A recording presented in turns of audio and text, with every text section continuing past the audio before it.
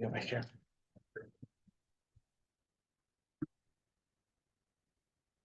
Good morning, everybody. Yate Bene.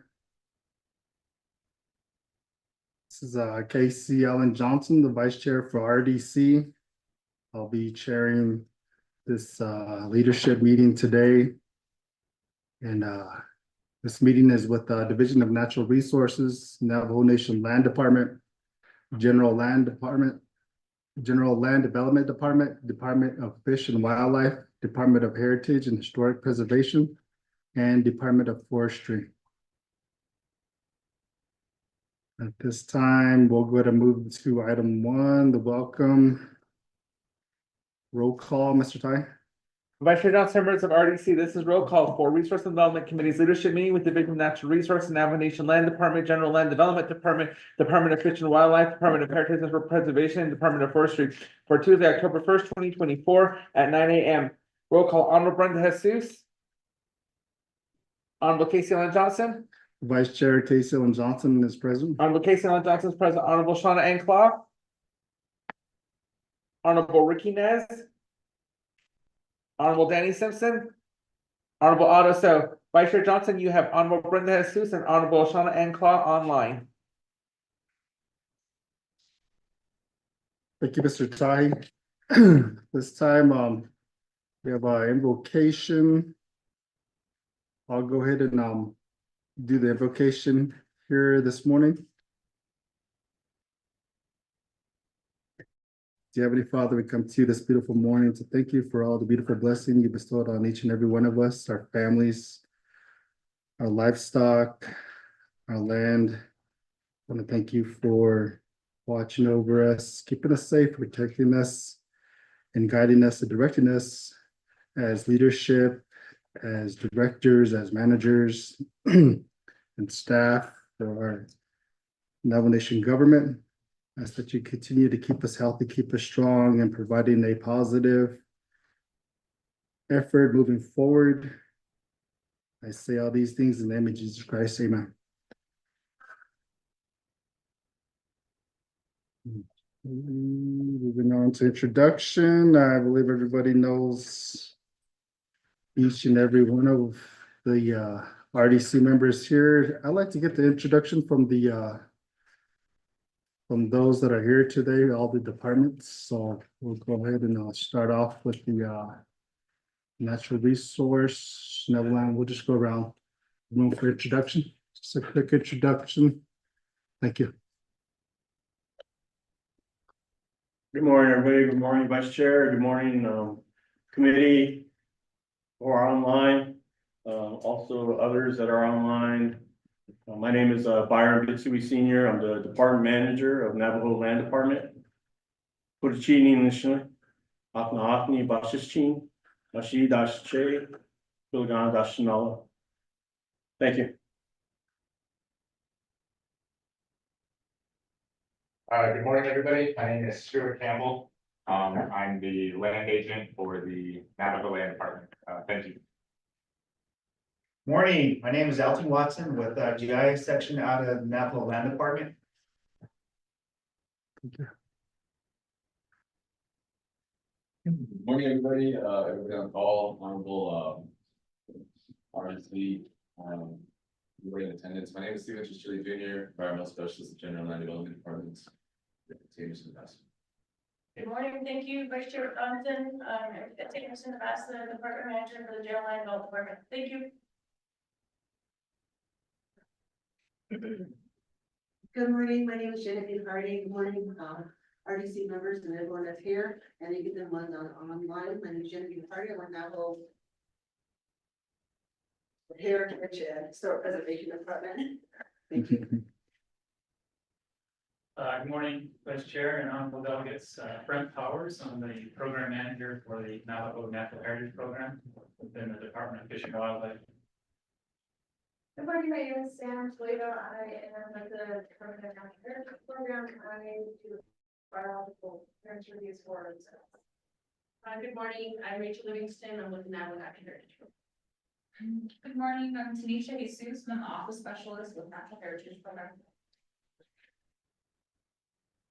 Good morning, I'm Walter Bai, I'm a senior archaeologist, I'm with the Heritage and Historic Preservation Department.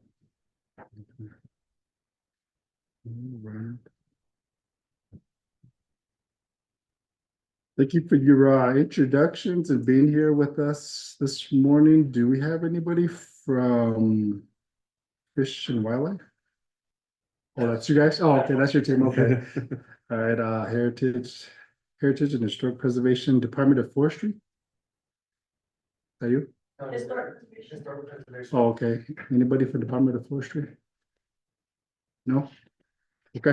Okay, we're gonna move on, on to number 2, purpose of the leadership meeting. The Resource and Development Committee has scheduled a leadership meeting with the Division of Natural Resource, Navajo Nation Land Department, General Land Department, Department of Fish and Wildlife, Department of Heritage and Historic Preservation, and Department of Forestry departments to discuss the home site lease uploader to expedite the home site lease request along an implementation of a programmatic agreement between key departments. I've been practicing that.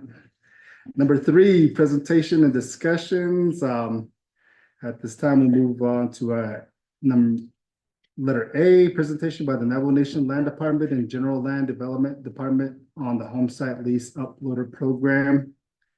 And we'll continue on to B, discussion with the Division of Natural Resource and its departments on the home site lease uploader that will expedite the home site lease requests with the division, which includes approval and implementation of programmatic agreement between key departments. And then we'll finish off with 4 questions, recommendations, and follow-up. So at this time, we'll turn the floor over to Department of Land.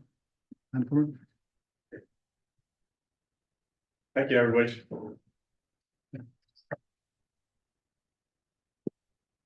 I think, I'm not sure if any of the RDC committee members are able to see this online, but, we do have, slides for the presentation. We also submitted a packet as well as some, informational, materials as well.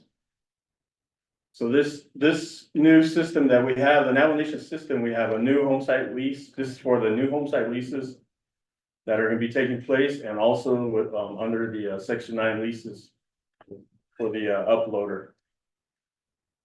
Division of Natural Resources, the departments involved with this uploader are Fish and Wildlife, Historic Preservation, Navajo Land Department, and General Land Development Department.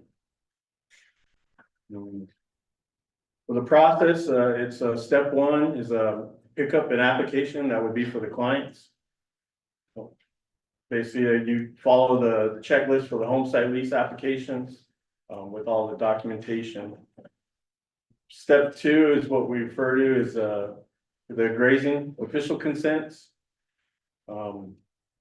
Under Form 2, we have a delegation of authority, the memos needed attached if they are assigned a new grazing official or a land board member. If in that case of a conflict of interest. Step 3 is a recommendation to see Navajo Land Department for the location that you're gonna be in, whether it be new or existing. And what we do is we'll give a map to be given to a client as proposed for 1 acre or less to avoid any right-of-way issues, land use permits, corrals, farms, fields, roads, other home sites, and or homesteads. This also avoids the coordinates from moving, which we normally get in a lot of cases from grazing officials. Sometimes they provide coordinates, but they may not be in the center of the actual lease that they're looking for. And the surveyor also will plot the home site in a different location as well. Or basically we'll go off the POV, which is one of the corners where the beginning is of the boundary of the survey. All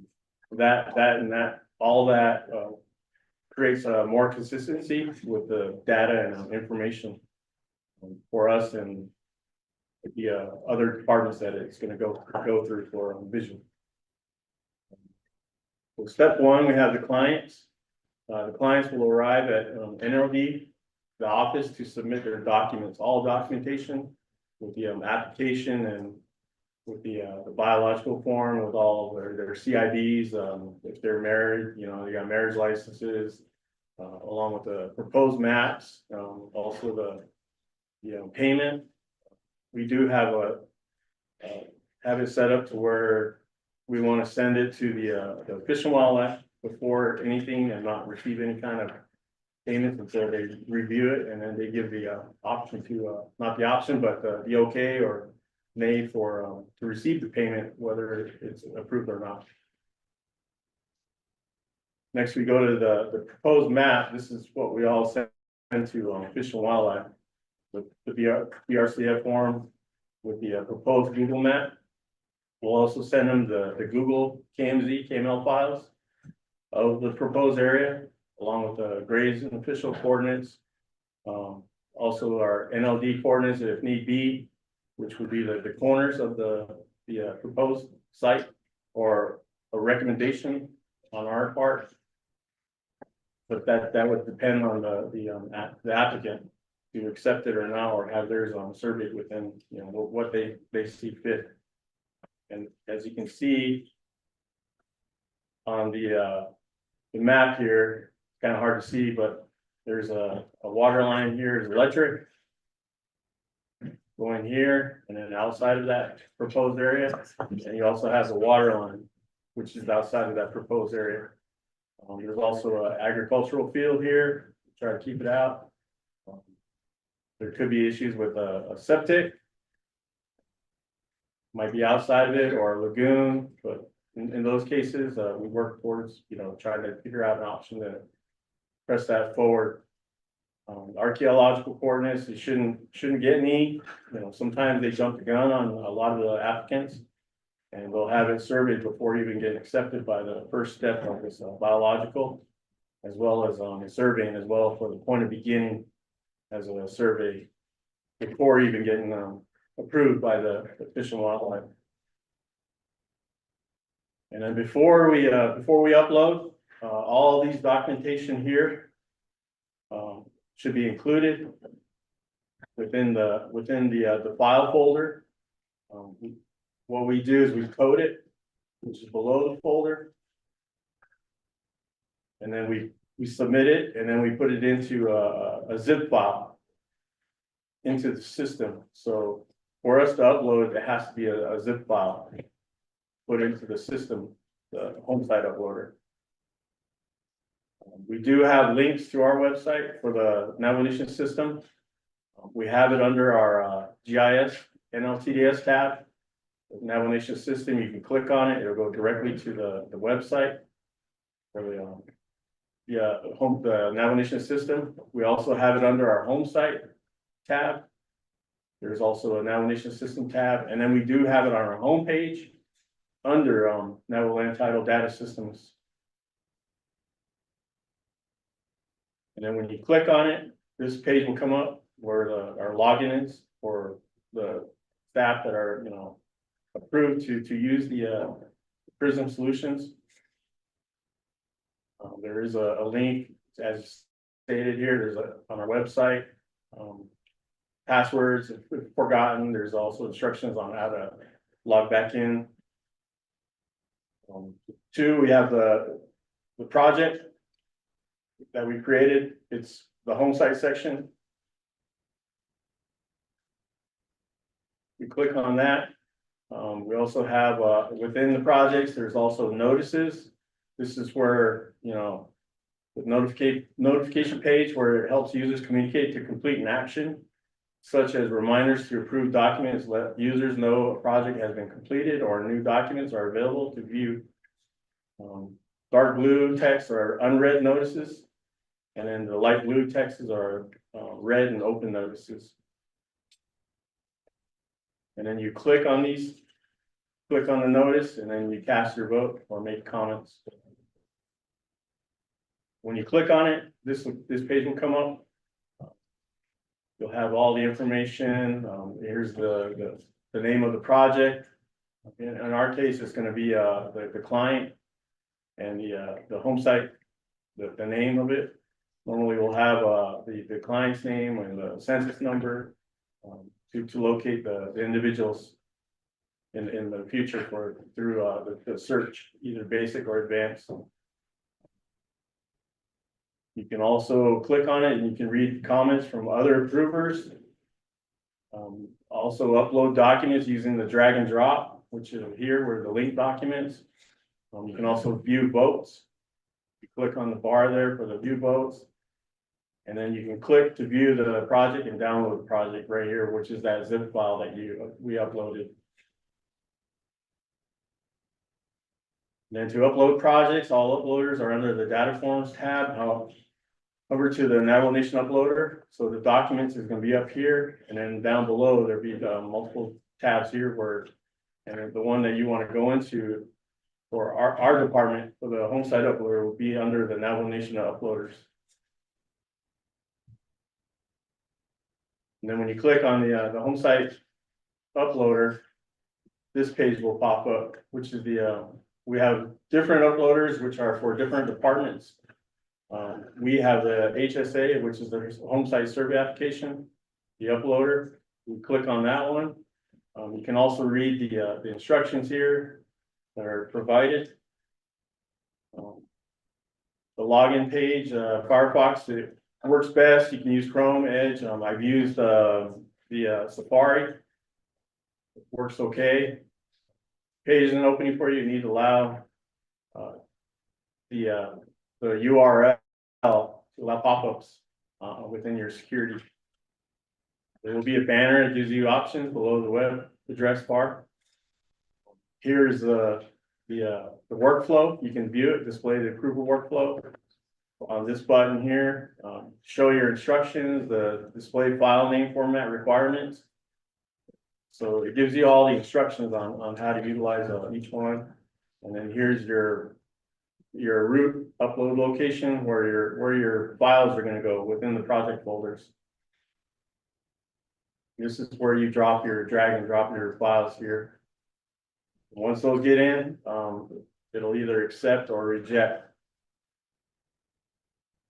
We also have the document approval flow for the home site uploader. We have 7 tiers. The first tier is Fish and Wildlife.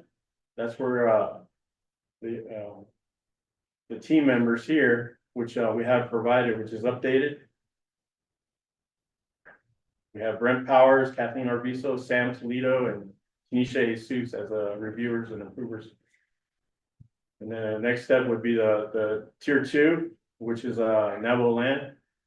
We have all our computer operators and office specialists, which are within our department, to review and approve as well on the next tier. And then tier 3, we have historic preservation. There are 3 individuals, Richard Begay, Olson John, and Rolf Nabahi.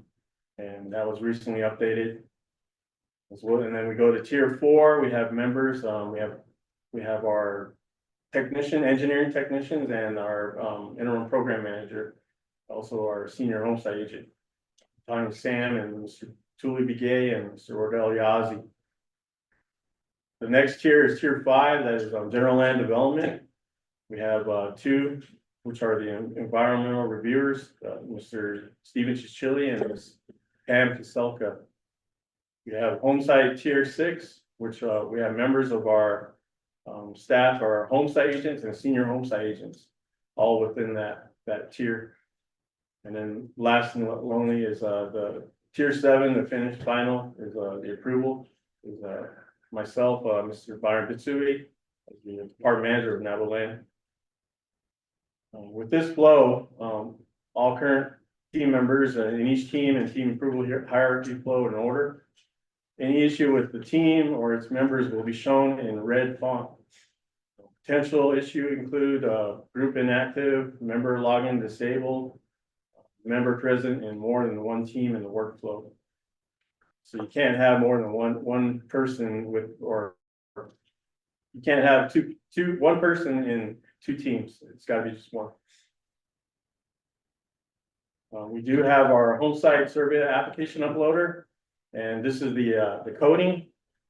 This version was done in 12/12/22. I believe it was 12/12/23. There's a typo, but we did do some adjustments to this layout. And this is how it's gonna be labeled within our folder system of storage. There's a lot of issues with symbols that we have worked out with Andy Frame to continue to use as a coding source for the upload. Once the documents are uploaded, they'll be placed in the folder based on the format of the files and the name structure. As you can see, 3 here, that's the agency. And then we have another code here for the chapter. A lot of these are based on the FMIS coding. And then we have here our naming structure, the last name, first name, and then we have, if it's an individual, they have 2 names. And then we have a underscore with the census numbers. And then we have it as the file name, the .zip. And if everything is included in this and is correct, it'll automatically go into the accepted files for notification down below. If there's something missing out of this that it doesn't like, it's gonna go into this rejected files. We still need to work on this because we did some testing within the past couple of weeks. We tested it to see if there was issues with just putting in random symbols and stuff, and it still accepted it. So we wanted to make sure that our coding structure is consistent, and we're getting with Andy Frame to fix those issues, so we don't have differences in our file structure. That'll pop up error coding if the coding is wrong.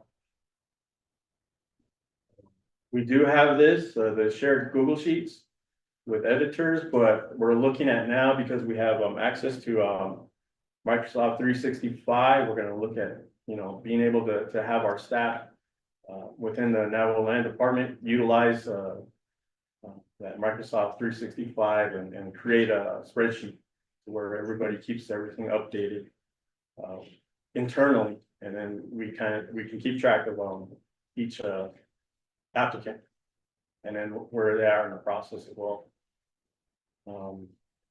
Here we have Fish and Wildlife. This is going to be repetitious because we're going to go by each department, but this will explain the first one, and then we'll just kind of fly through the next couple of tiers.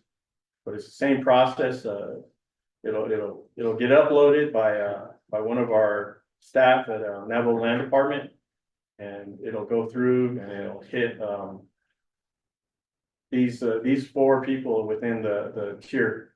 So it'll go to Ms. Powers, Ms. Arvizo, Ms. Toledo, and Ms. Jesus. It'll contact them by email, and they can check the system within there to take a look at the application with all the documents uploaded. And then document approval notice, this is what I was talking about here. If you receive an approval request, there's a project that needs to be reviewed and approved by that department. What they do is they'll click on it. And then when the notice opens, you can view the document by clicking on the document link at the bottom, which is the document name. And screen inside the attached document, you make sure the document is 100% uploaded or downloaded inside your documents folder or downloads folder, or you click on the project folder. So you click on it, and then you make sure you're able to view the PDF. You can't just open it up and click and then hit approve and then submit. You got to actually get in and view the document itself. Then you select and vote, either approve or reject, and click submit. You can add a comment, whether or not it's approved or why did you reject it. Also, beforehand, if you're moving it forward, this should be the process that you use. Is you upload your documents with the link documents, and then you grab the folder or the paperwork, your, you know, your HPCR, CRFR, and then drag it in and drop it, and then the home site biological clearance form would be uploaded for the next tier. And that shows where the actual document is uploaded into within the filing structure. And the same thing goes with the process with the next tier, tier 2, which is under Navajo Land Department. They'll view the documents that were uploaded by Fish and Wildlife, and they move them forward. What they do is they repeat steps 1 through 4, as stated. And then they link all the documents, which are, you know, upload more documents within that, with the receipts and, you know, locations, art clearances, whatever need be, drag it into the files. And then they'll request that, you know, whether or not they want to hire an archaeologist and upload the documents. The same thing goes here where it goes into the same filing structure. Next would be the historic preservation. Same thing, they repeat steps 1 through 4 each tier. Include their documentation after they do their reviews. Then they link the archaeological report and compliance form into the drag and drop file. And it shows here. And as it goes forward again, step 6, it goes back into the filing folder in the same spot. And go to tier 4, same thing, there's another reviewer. Through steps tier 1 through 4. They'll upload the land survey, plats, you know, KML, topo, Google Earth. Engineering technician program will generate, and then they'll update the ECD Google sheet provided to the General Land Development Department in the next process, and they'll upload all these files here into the drag and drop into the folder. The document is linked into the project again. And then it goes next tier, which is tier 5, which is the environmental review portion. And you repeat steps 1 through 4. Same thing, you know, they review all the documentation, make sure everything's in compliance. And then they submit their ECD for the home site. Timeline to be determined, and you know, then it goes into the same project folder again, and then it goes back to the tier 6 where they gather all the completed documents after the environmental is finished, and it'll go to all our any of our home site agents, senior home site agent or home site agents, or any one of them to review. And then from there, the review process, they'll gather the documents, they'll generate the home site lease number, and then get the lease ready for the lease type for approval. Once that's completed, then they'll upload it, drag and drop it, put it into the project folder, and then it gets sent to the next tier, which is the last tier, the final tier for the approval process. That goes to the department manager of the Navajo Land Department. What he'll do is they'll review all documentation. Normally it's a checklist and the full lease document, along with the environmental and the biological, all types of forms.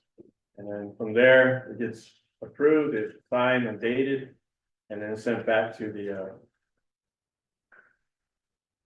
uploader in the file and drag and drop, and that'll go back to the person that originally uploaded the file from the beginning. And then from there, the documents, once it's approved, everything gets sent to BIA for recording.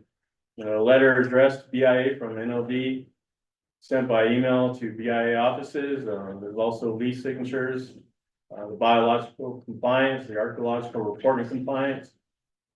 Also the land survey plat, we send them a legal size, we send them the KMZs, the topo, and the Google Earth map, all in letter size, and then the environmental compliance.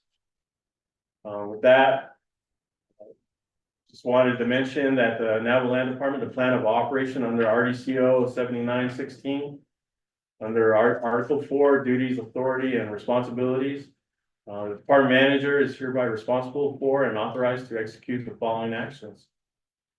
Under 2, it's establish, manage, and administer a Navajo Nation system, which is a computerized land title information system to record and manage all information concerning and encumbering all Navajo Nation lands. Establish and maintain a title plan for purposes of recordation of leases, permits, rights of way, deeds, and recording of secure financial interests as they relate to mortgages, deeds of trust, or other real estate financing mechanisms. Be and operate as the Navajo Nation government's land title record office to maintain, file, and store all documents concerning land and interest in land, and issue official Navajo Nation copies of final realty indentures. With that's my presentation for the uploader.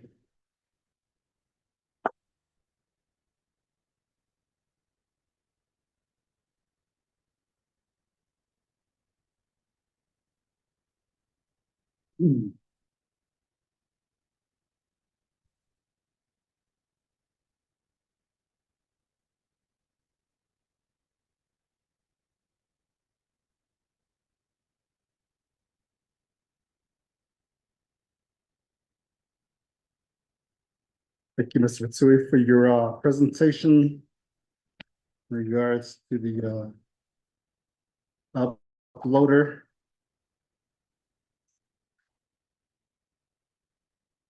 So since it's just myself. You can ask your colleagues. Okay. Questions. And then we can shut our audio.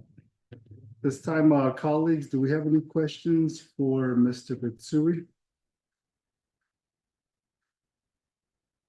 Madam Chair Seuss or Honorable Claw?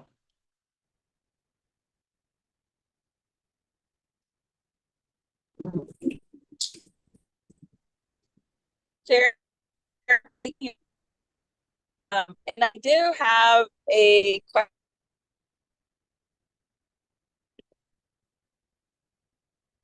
You have the floor, Honorable Claw. Thank you. And I just want to say thank you to Mr. Mitsui for the presentation today. And I did have an opportunity to see the uploader. It was probably about 6 months ago. But since then, I just want to know if there have been any new developments or preservation, as well as fish and wildlife. And we did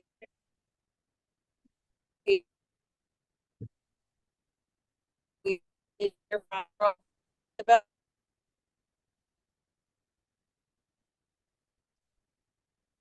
Honorable Claw, you're breaking up. Now Can you hear me? we can. Okay, sorry, I'm on the summit now. So I just wanted to know, as I was saying, General Land Development Department did do a presentation to the RDC, and this was when Mr. Mitsui was excused for that day. But I wanted to find out if the Land Department would have the same timeline as what GLAD projected they could do for the building, and if that was possible, feasible. I wanted to hear not just what the system can do, but what can we expect to have done immediately. So we do have our ARPA projects. We do have different projects that are happening with CPMD, DCD, and then of course other departments. But I wanted to find out how many home sites have been processed within the past few months, how many are pending, and how has the uploader been assisting with that processing. So those are my questions, Vice Chair, and I'll turn it back over to you. Thank you. Thank you, Honorable Claw. At this time, I'll turn the floor back over to Mr. Mitsui to respond to Honorable Claw's questions.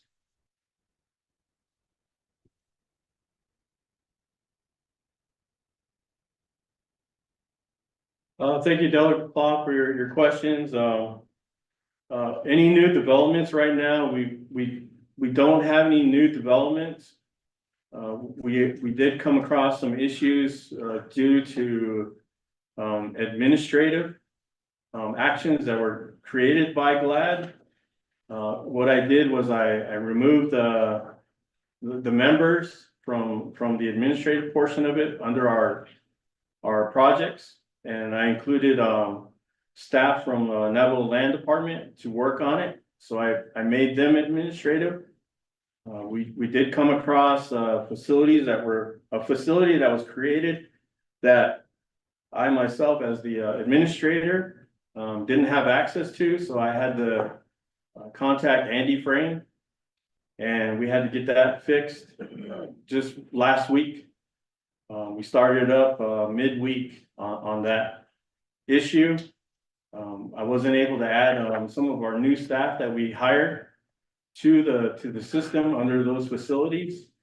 So, we're working on it as a group, internally within the Navajo Land Department. So these issues don't come up again. I think it was more or less a lack of communication between both departments. But we're working on that right now for process any new developments that are gonna be coming up. One of them is gonna be the acceptance and the rejection of the filing structure of our home site lease applicants. As for the GLAD, I'm not sure what timeline was given to you. But we're gonna do our best to get that up soon and running. Once we get these other issues fixed with staff, I have full confidence in who I set as administrative, which is Mr. Elton Watson and Mr. Stuart Campbell. They've been working diligently and really fast forwarding to learn the system, as well as me guiding them as well to make sure we get this up and running within, I would say within the next 3 weeks. As for home sites being processed under the uploader, we have yet to do any of that. We've been doing nothing but hard copies and via email. It hasn't slowed any process. The only thing that slowed the process right now is for the Section 9 amendments. We don't have those programmatic agreements from 2 departments, which is General Land Development Department and Historic Preservation. We did receive the programmatic agreement from Fish and Wildlife, which we're thankful for, but we are still waiting on the 2 other departments. We do give our public outreaches, and it does seem like we're giving them false information because of those 2 programmatic agreements not being available. So, but we are still doing our public outreaches and notifying chapters of how they can do their process with the Section 9 amendments with existing structures, and we're trying to get those processed in a timely manner, but we do need those programmatic agreements.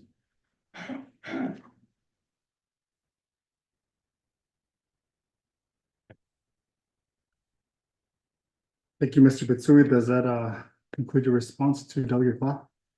Yes, sir. Honorable Claw, that's Mr. Mitsui's response. Turn the floor back over to you for follow-up. Thank you, Vice Chair. I do have a follow-up regarding the programmatic agreements, and my follow-up question will be directed to Mr. Halona. I'm not sure if he's there in attendance, but I would like to know what the plan is and what the timeline is as far as implementing the programmatic agreements. And to my understanding, that agreement requires more than just a memorandum. I think that it needs to be infused in some sort of a policy, and I just want to know if anything has been drafted from the division director. And then also, I want to know if there have been any meetings that have been scheduled between all of the departments. So that would be my question. Thank you, Vice Chair. Thank you, Honorable Claude, for your follow-up. At this time, I'll turn the floor over back to Mr. Pitsui for his response.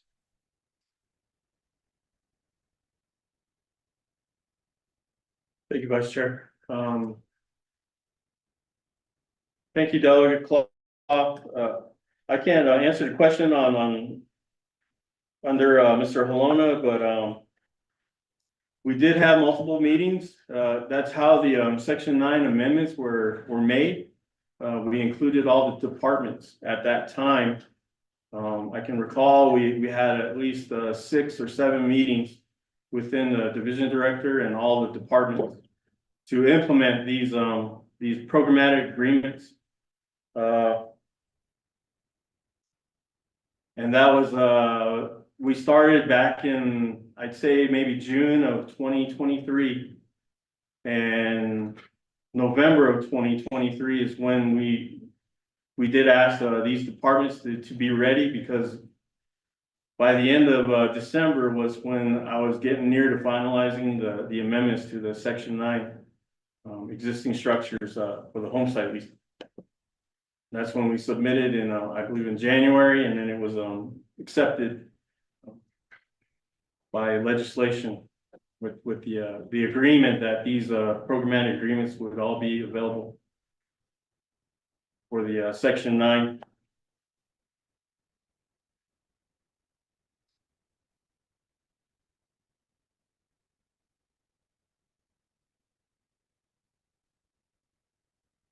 That answers it. Okay.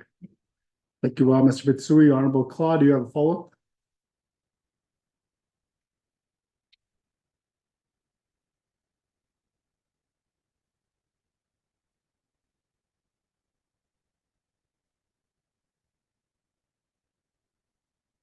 Honorable Claude, do you have a follow-up?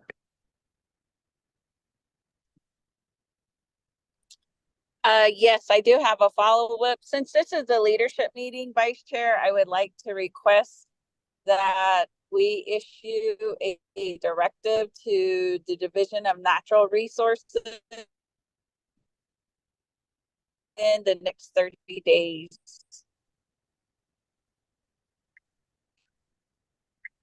Honorable Claude, can you repeat that? You cut out there.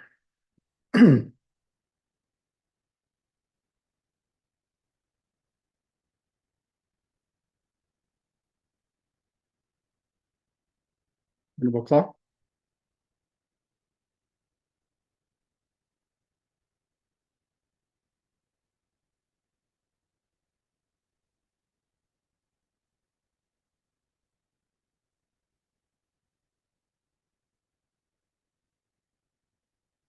This is 30 days. Why is reverse 30 days a directive? I'm texting her right now what her directive is.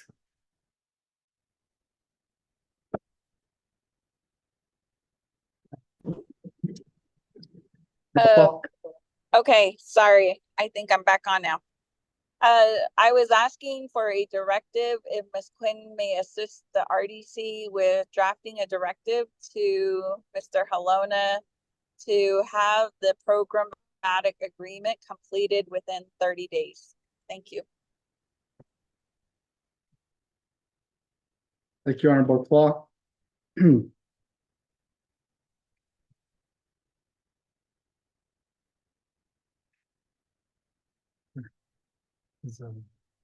I was fine.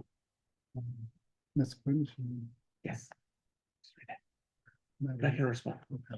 Mr. Ty?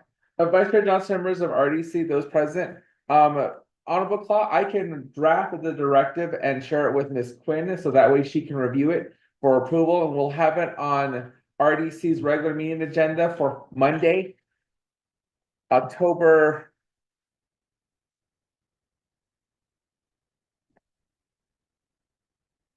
for Monday, October 7th at RDC's regular meeting for approval, so it can be issued.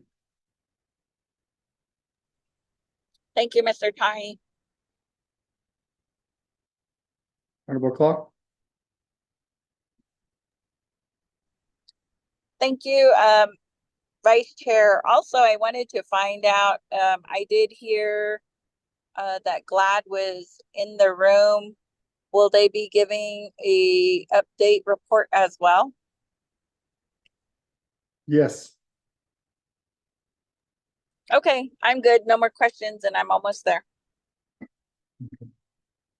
Thank you, Honorable Clark. We'll see you soon. At this time, Mr. Ritsui, these agreements, what's the timeline to get this done? Like she mentioned, 30 days. How long does it really take to get this completed and sent back? Or submitted? That depends, I would leave that up to the departments Okay. to explain. So the departments will be GLAD and Historic Preservation. Yes, sir. Those two departments are missing, okay, not missing, but are leading the agreement, okay. Madam Chair Seuss, do you have any questions? Comments?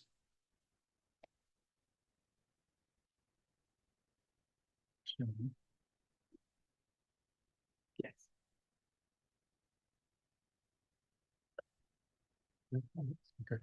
Okay, at this time, we'll go ahead and move on to the presentation B, discussion with Division of Natural Resource and its departments on the home site lease uploader will expedite the home site lease requests within the division, which includes approval and implementation of the programmatic agreement between key departments. I would have to refer that to the two departments that are with the programmatic agreement. Okay. All right, and that would be General Land Development Department. Okay, thank you, Ms. Ritzer. I'm gonna move on to General Land Development Department.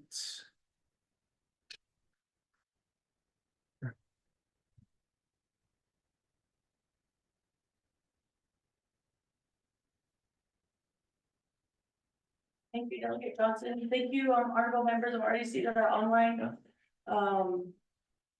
We do have some information on the PA, so I'll go ahead and let Mr. Stephen Chichili get that update.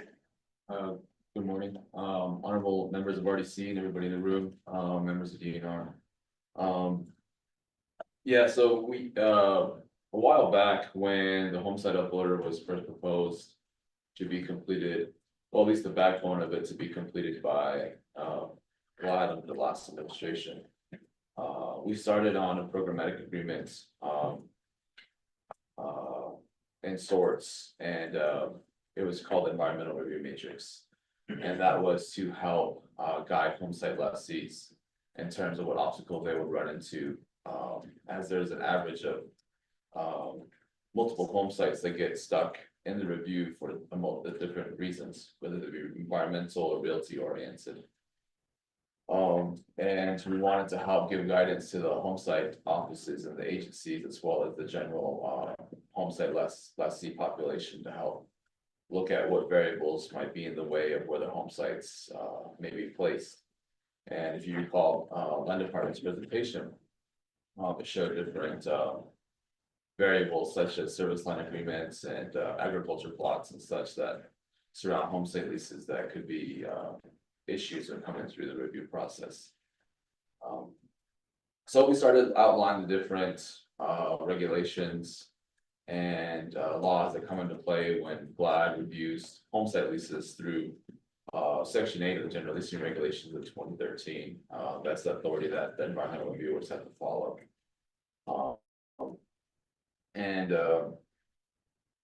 When we review home site leases for environmental clearance, as you remember last week in our reports, we did have a structural breakdown in Excel or in a spreadsheet that did show the 500 or so that did have issues currently.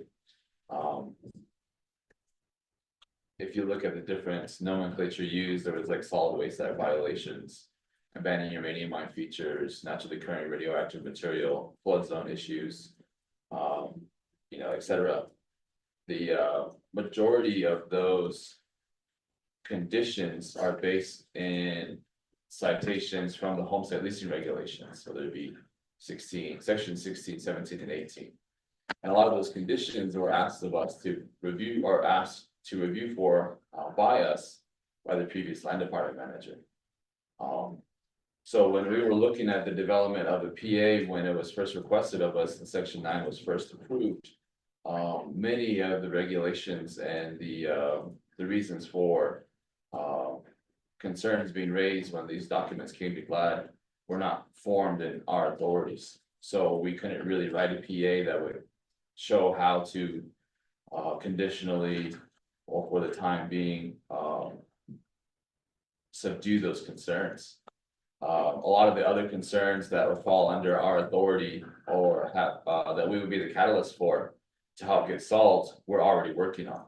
Whether that be abandoned uranium mine features, we work with the Superfund department under NAVA EPA. Solid waste issues, we work with NAVA EPA solid waste departments. Flood zones, we work with water resources, forestry moratorium issues. We have a very close working relationship with the forestry departments. Mr. Alex Vicente and Mr. Yazzie, the forestry ranger. We already worked as that lubricant that helps get the homestead leases through the cogs of the field. So from that mindset, we couldn't really figure out how to write a PA that would come up with specific exclusion criteria that pertain to just one hindrance within the review process. So that's why we started looking at everything that we see, that listing of reoccurring variables. And so based off of that, we started developing that map that you guys saw last week, that matrix that showed where things have been reviewed previously or that things are existing now, and how can we curtail specific development to be encouraged to move towards what's already developed and what most likely has been surveyed at some point, and therefore cut back on environmental fragmentation, especially in areas that have been already demarcated by Fish and Wildlife, HPD, forestry, water resources, what have you, or putting a visual representation to the reoccurring issues that come up in the homestead leasing regulations. Section 16, 17, 18, 19, half mile to well proximities. You cannot be within half mile of Never Nation maintained watering sources. Things to that nature, you cannot develop within area 1 of RCP law and Fish and Wildlife.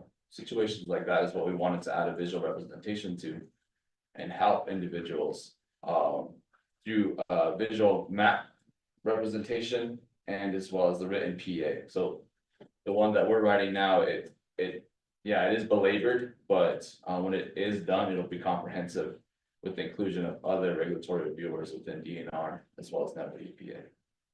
And that's the guidance that we received from I guess verbal guidance from NAVO DOJ as well, Natural Resource Unit. That'd be forthcoming if RDC does decide to give it a timeline of 30 days, it most likely can be completed by then. Thank you. Thank you, Mr. Shishili. At this time, we have Madam Chair Jesus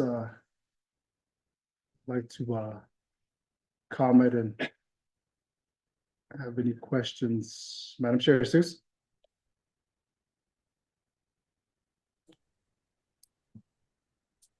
Vice Chair, can you hear me? Yes, we can. Okay, I'd just like to thank the team from Land Department and also GLAD for providing this information. I know that one of the big issues right now that Budget and Finance Committee had brought to our attention when they were out in the several communities through their public hearing, one of the big concerns that I understand that came from constituents that attended a budget session was home site leases. Now, I know that we have the uploader that has been in the mode of refining or adding features. But and then I also know that Navajo Nation Land Department currently is needing more staff, and I'm just wondering, as member of the Resources Development Committee, if it's in any way possible that again, General Land Development Department gave a report last week to try to have a faster turnaround time and whatever needs to be done with the uploader. Is there any way as land department, department manager, that you can allow that opportunity for GLAD? Because I know that Mr. Stephen Chilling, a lot of the employees from GLAD have been employed with Navajo Nation Land Department, and they know the system, just so that we have a faster turnaround time in regards to all the clearances that are being requested. I know that home site lease being one of them. The other one is like these right-of-way approvals or the SLA approvals and whatnot. Because right now, I know that there are a lot pending, and who is the one that's actually doing the follow-up in regards to the SLAs that are pending at various departments that have to approve before it goes to the next department. Again, you know, with these ARPA dollars, it's very important that we get these projects built out along with that, with new projects that are coming about, and then even the existing home site leases. Who is doing the follow-up there at home site lease section to say that, okay, this is still required of this customer, and who's doing the outreach to these customers to say you're still lacking the legal survey, or is it the ARC, you know? So these are the areas that we're concerned as leadership, because again, I think that's one of the biggest issues that is being brought to our attention. So, and then even to really understand the areas, like example, uranium sites. I was just in discussion with director at city from Navajo Nation EPA over the weekend.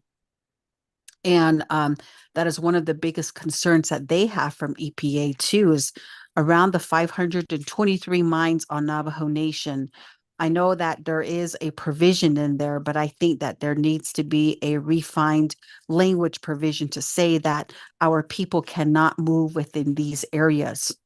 I understand that it is US EPA's mission that they want development on there, but one of the main issues is that as Navajo Nation, I think it's just we provide a buffer around these mines. So these are all the discussions that we need to continue having, but we really need to understand how do we come together and create that synergy to work together, not just throwing it back at each other's, but you know, really sitting down and having that team work concept where maybe allow GLAD to finish out whatever needs to be finished with this uploader so that we can actually put it out there and go live and set a timeline with it. So, and the only reason why I'm bringing this up is just from prior discussions that we've had.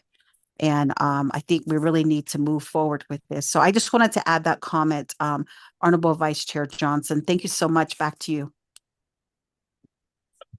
Thank you, Madam Chair. Please, and for your questions and your comments, at this time, I'll turn the floor back over to Mr. Bitsui, and also have a GLAD chime in as well. So, Mr. Bitsui. Thank you, Vice Chair. Thank you, Chair Jesus, with your questions. With the issues with the budget and finance, I do understand that they do mention home sites. We do our best within internally to keep track of those. I know a lot of times the applicant will set aside and forget where they're at in the process, but when they do call, we do update them. We have status sheets right now, but once the uploader is up and running, we'll be able to acknowledge the workflow process of it, where it's at within which department and what's lacking. As far as the uploader, I'd like to keep it with Navajo Land Department. I do have full confidence in the two gentlemen that I recently added to the administration portion of it. We will get it fixed. You know, I'm thinking maybe in 3 weeks, we'll have it up. And we did do some tests, as I stated before. We did come across issues. We did include General Land Development Department as administrators, but there was a lack of communication with myself. There were facilities that were created that I wasn't aware of. Also, there's a new project that was created that I wasn't aware of. We'd like to keep you know, in contact with the department, but that thereof is lacking. So I do have confidence in my staff within the land department. And I'd like to keep it that way. That way it's consistent now, and I don't have to, you know, think about whether or not things are getting done right, because I do have he was a computer operator, now he's a GIS technician. And he ultimately worked on nothing but the coding within our department for all the home site leases and the archives within our servers throughout all agencies. And with the uranium sites, I have spoken with Mr. Stephen Edsity. We do see the concerns with the individuals that are living within, near, or around. We were talking about adding that to the home site lease regulations as another section to include with and discuss it over time to add it into the home site lease regulations as well as we did with like section 9. And that answers my question. Madam Chair, Seuss, do you have a follow-up? Mr. Mitsubi's response? I'm good. Thank you, Vice Chair. General Land Development, do you have anything you would like to add? Yeah, thank you for the questions, Madam Chair Jesus and Honorable RDC.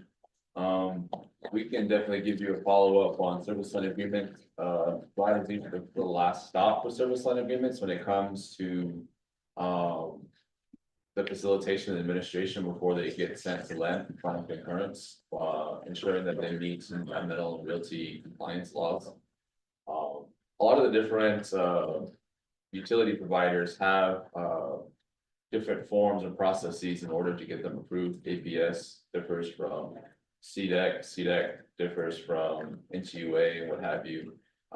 But we are working actually on developing a service line agreement uploader. And we have it built. We just need to text over the APS, and we're working on that with Tim Blumencher from APS.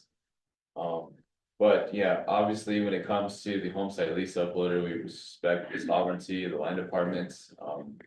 If our final inclusion was up to today, that's fine. We just wanted to be the catalyst to help as much as possible. You know, develop anything that would help expedite or make more transparent to the applicants, as well as oversight how things are to be processed and handled. And then when it comes to things overseen by CHID, homes and funding aspects, we are working with Mr. Patrick Delguy, Director Sarah Slim, on vetting over 1,000 home site leases utilizing the environmental review matrix layers. And we should have a report back to them pretty soon on the conditional approval aspects of those sites. Most of them fall within 1/8 of a mile already of existing developments. So it would just be weeding out of solid waste act violations, flood zone aspects, making sure that they have a conditional approval and the best in-depth comprehensive review that we can offer, obviously pending Fish and Wildlife and HPD's review. But that's what we're doing on behalf of you know, that request as well, submitted by Madam Chair Jesus and Vice Chair Johnson. Thank you. Thank you, Mr. Stevens, for that. For your response, Madam Chair Jesus, do you have any response or follow up on that? No, I think, the responses that were made by the department, is good enough, but one of the things that I'd like to do is, again, as Resources and Development Committee, we're always being questioned, the turnaround, I guess the rate of turnaround to get a home site lease approved. And I guess this is where I need to get information from Land Department through home site lease section. How many pending applications do we have? And how can we assist these folks, in regards to their survey and even their archaeology, I guess, completion? And that's an area that I guess we just need to get instrumental, because when Miss Owens was still with home site lease section, she had given me number of 2,000. And I don't know how many of those applications have been approved to this point, but if I can just get that report in writing via email from your department, Mr. Betsoy, that would be great. So that will give us a general understanding as RDC to hopefully try to strategize on how we're going to move forward in assisting these individuals, especially if we're talking about infrastructure built out through these ARPA dollars, since we have them. So that's just the added comment that I'd like to make, to both departments. Vice Chair Johnson, thank you. Thank you, Madam Chair Seuss. Mr. Bitsui, how many pending home site leases do we have currently? Currently, I couldn't get you that number, but I can get it by maybe the end of today or tomorrow. Okay, thank you. Honorable Clark.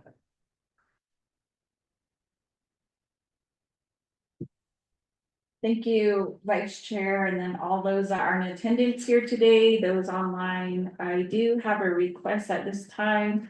I know that we do have the slides available here.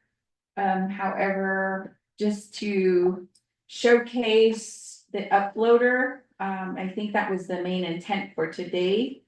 I would like to request if we could move forward in showing a live viewing of how the uploader works. I know that it just requires the internet. So if we could have that presented to the committee, I believe then we could see. Also, I did pose that question to see if the Fish and Wildlife, as well as Historic Preservation, if they are familiar with the uploader and how it works. That's the main intent too, is for them to demonstrate that, since everyone is here in attendance today. I see them sitting here. And the reason is that I want them to get a feel of the uploader, to see if they would be capable of being a part of that process. I know that they do have various duties and they are overworked. And that would be, just the one thing that I want them to see. I know that technology poses as a challenge to many of our Navajo Nation employees. There's the fear of implementation, there's a fear of change. But at this point, with the deadline of ARPA approaching right away and right around the corner, I think it's really necessary to see if it is a process that we can implement. The other part is that I did ask for the expense, or how much we pay for the uploader.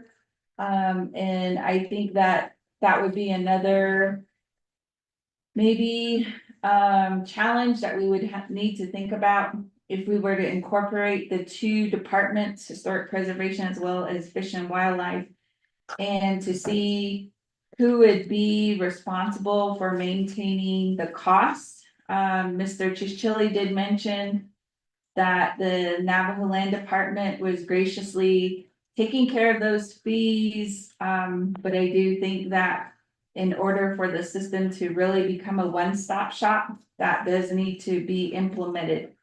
So, I think that we could consider those an increase in the expense as an investment opportunity for the Navajo Nation, especially if it allows for our people to get their home sites in a more efficient and effective way. So if I could make that request, Honorable Vice Chair, to have a demonstration of the uploader at this time. Thank you, Honorable Claude. I'd like to ask this question to Mr. Bitsui. You mentioned Navajo Land Department, there's 3 of you that have are administrators to the uploader. Did I hear that correctly? There's actually 5, there's 3 within land department. And then there's 2 with GLAD. Okay. The 2 with GLAD have administrative rights to their project alone. And then land department, we're trying to manage all the other projects. Okay.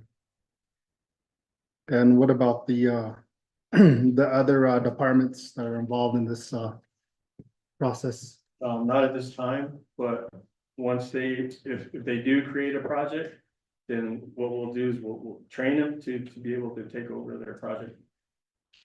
And thank you for stating that regarding the training. That was gonna be my next question on who is trained and certified and operating this software or the uploader? Myself included, as well as Mr. Chischilli. And then from there, we were actually the ones that went up to Illinois to sit in and listen into the company for the training. Okay. And then since then, we've just trained internal within the nation in our departments. And the software of this uploader, what's the cost? What's the license fee? I can give you an estimate, but I can give you the exact number from our invoices, but it's about 260,000 per year. And we do have a contract set up for that using the ARPA funding till 2026, so. And when was this executed? When did this start, this contract? Let's see, it's in 2022.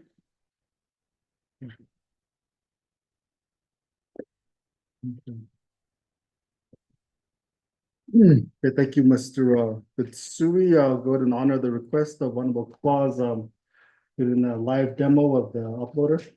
That's what you're requesting, right? Okay. Okay. Yeah. I'll have one of my staff do it and I'll defer to them, they can handle it. We want it. It's gonna be on the.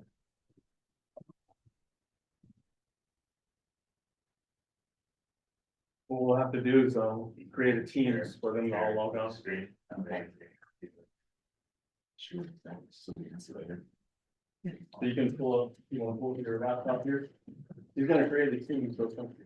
Yeah.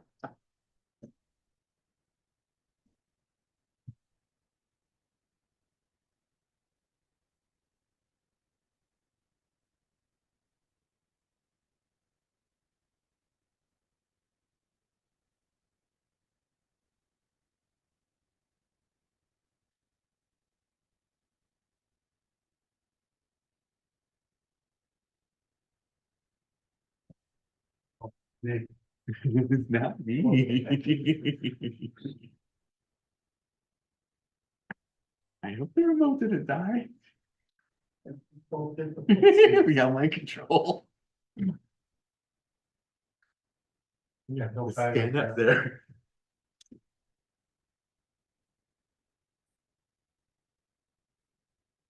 Okay.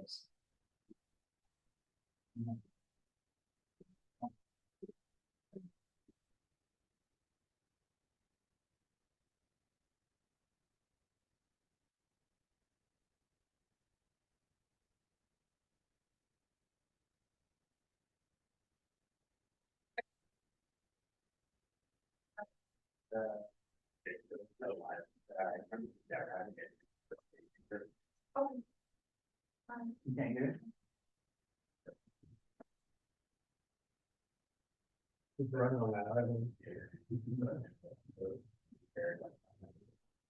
I might have to stand over here, turn it on.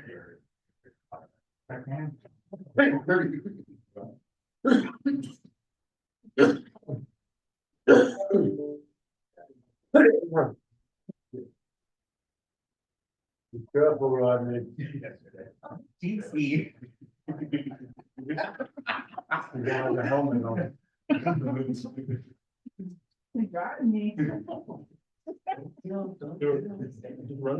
Don't look down. All right, there we go. Don't jump, Rodney.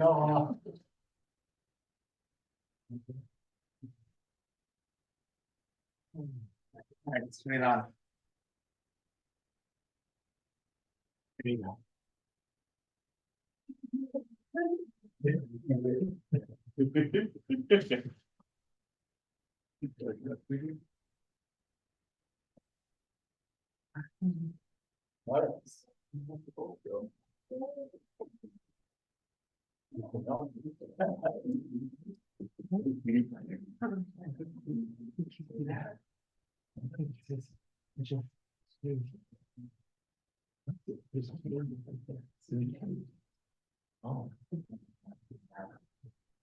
All right, Alicia, can you hear me?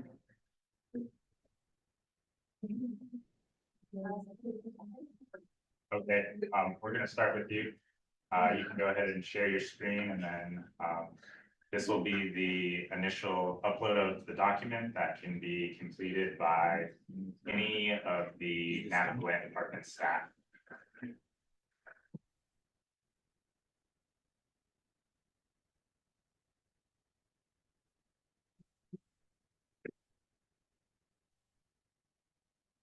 Yeah, we can see it.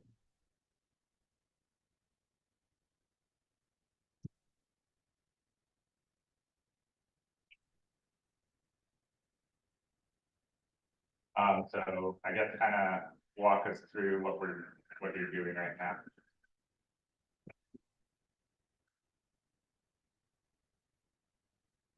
Okay, we can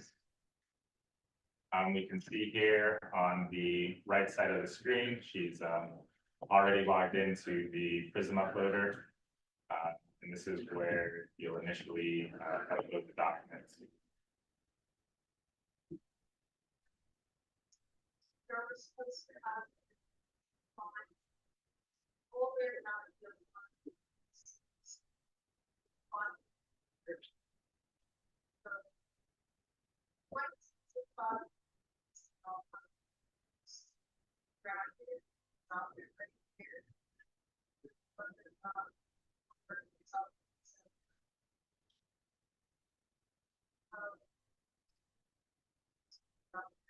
Yep, go ahead.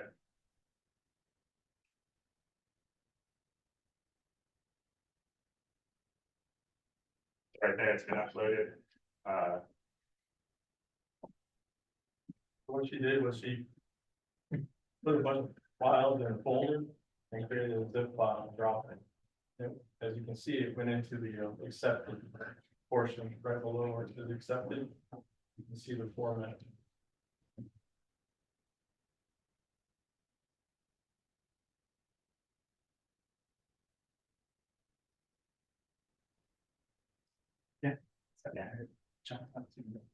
So it's there on the green side under accepted files. From there, it should go to the next tier. The first tier in our document approval workflow is going to be Fish and Wildlife. I believe we have Tanisha Jesus over there. So it does take time to upload, and then it pops up and shows up over by email. For them as a notification. As well as when they log into Prism notices, it'll have like the bold blue to show that they're up for approval, review and approval.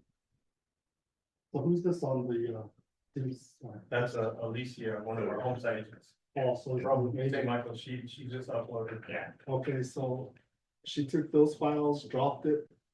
Yep.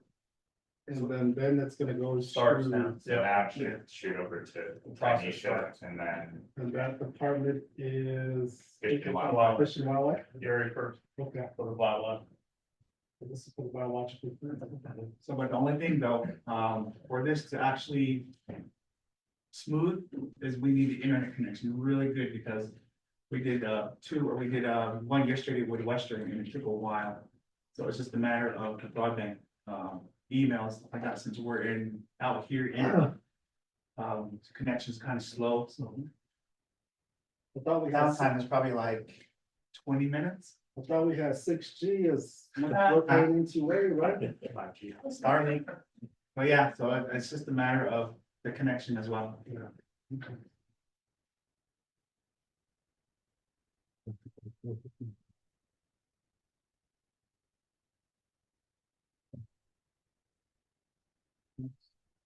We're just waiting for the file to go to Fish and Wildlife. Yeah. Like I said, it takes time. Alicia, did you upload it to the staging website?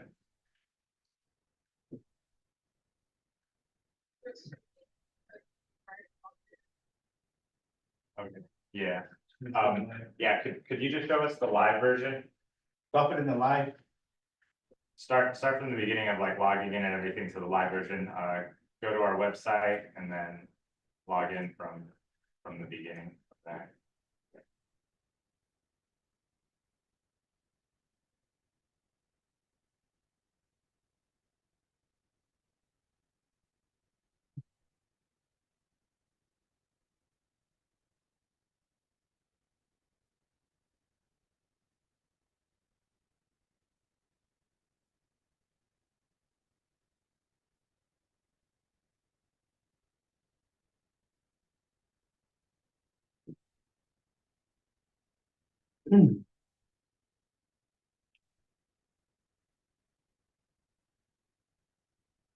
Yeah, on our part as administrators, we don't have access to the staging portion of it because of that facility that was created by GLAD. Otherwise, we'd be using the staging and then we'd have them set up. So we're getting that fixed. We did get it fixed in the live portion. That's why we're using the live portion. So when you say facility, what does that mean? Like, what are you referring to? That's where users get put into, like different facilities, like you could put all delegates and then call it like 25th Nation Council.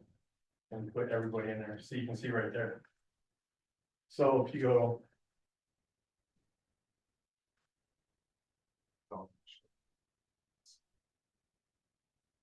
So this is one facility right there, that's a Navajo NLTS GLAD chapter and home site.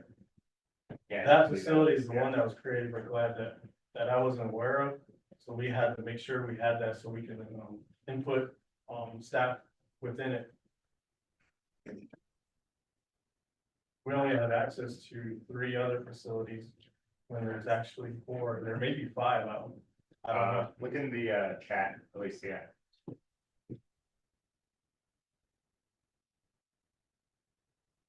On your teams. I linked you the link in the chat.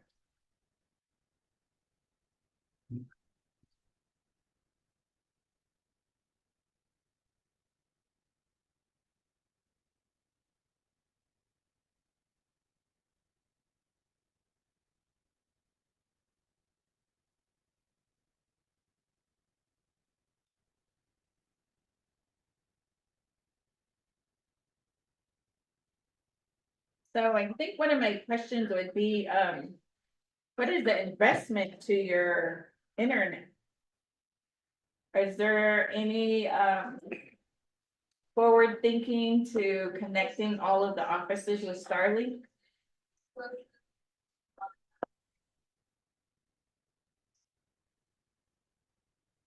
Possibility, but I haven't really thought about it, but we do wanna.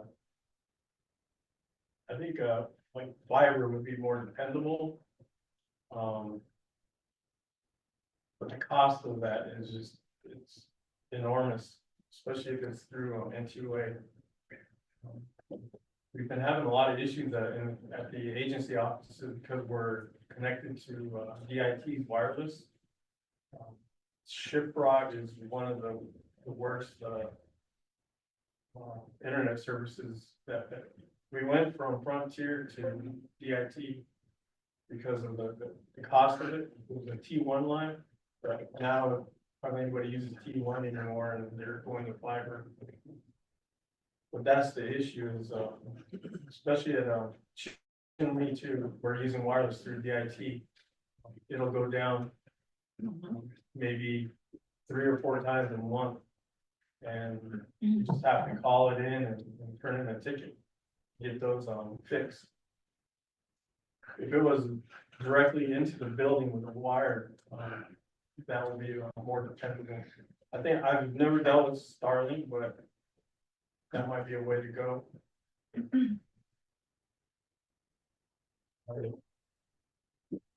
So, based on today, the meetings that are happening, I think we need to identify the challenges. And one of the challenges that I'm hearing right now is the internet.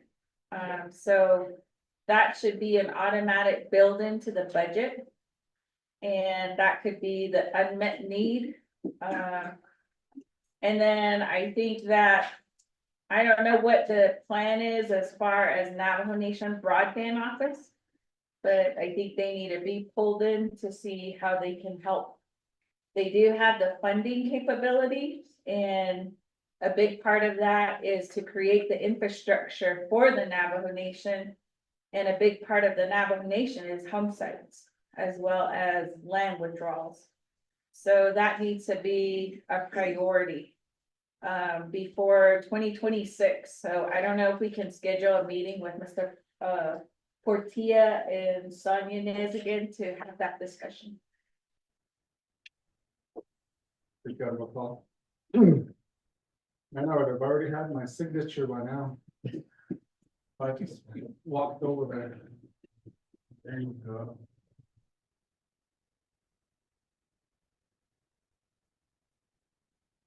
What connection? Here or on that. That's the issue with the wireless. There's no. Yeah, it's better to do this like when we're all at our offices on our lines to go quicker. But.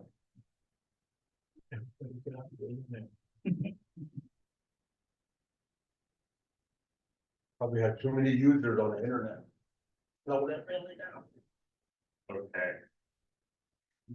Yeah, now she's in the live one.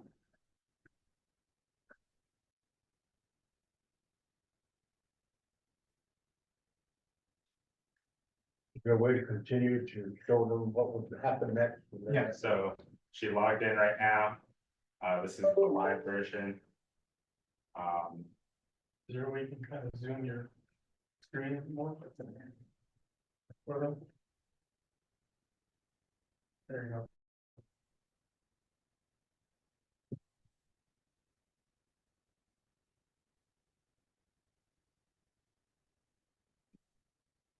Navajo Nation uploader.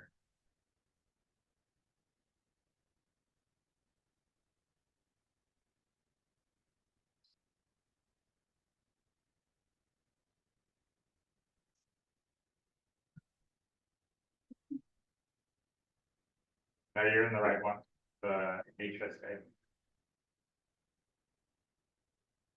All right, and then, yep.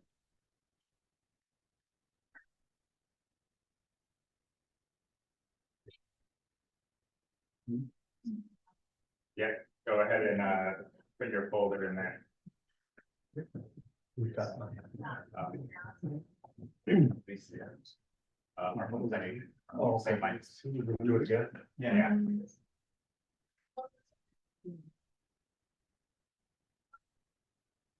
So the first upload, she ended up using our staging, but we're running the live. Just drag and drop it in, and then so we can see it. So over there. She had the regular folder, she got the zip folder, the zip folder goes over, it's uploaded, it's accepted. You drop it. So she dropped it. Now she go to Fish and Wildlife. So she got it? No, she's waiting for email, yeah. So you're gonna get two notifications. You're gonna get one through email, her now innocent, or then she's gonna have one with a notice on the prison. That will kind of indicate that there was a file that being processed. So that's where, as Mr. Bitsoy said, that they have to actually open it in order to approve it. You just can't look at it and just hit the button. You have to actually download that whole document. And review it and stuff like that.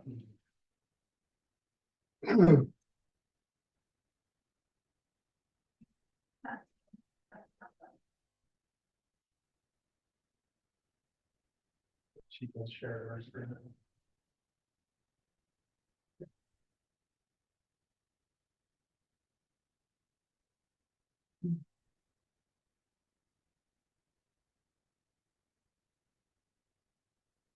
The Jesus that and. And then, yeah, the.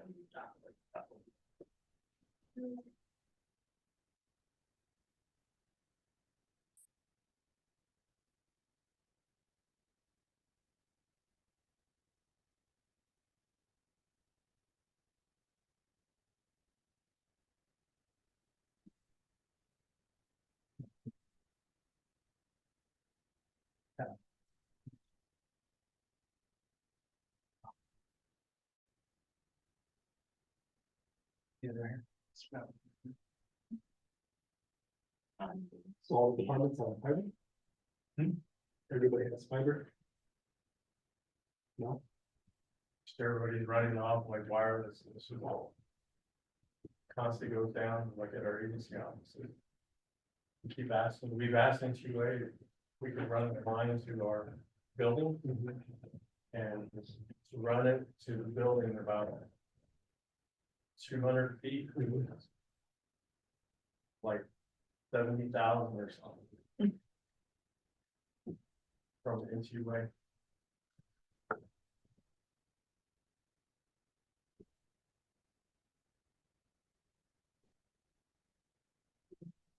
Well, now with that. Fish and Wildlife. Oh, okay.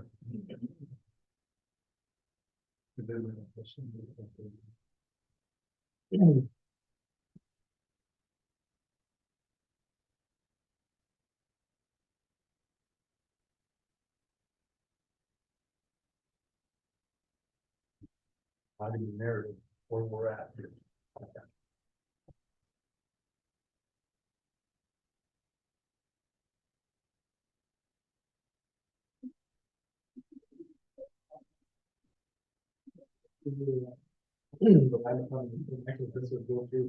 Yes, yes, We're all on landline. but- yeah, for all landlines, Goes smooth. it goes quicker. So right now, we're on tier 1, which is Fish and Wildlife.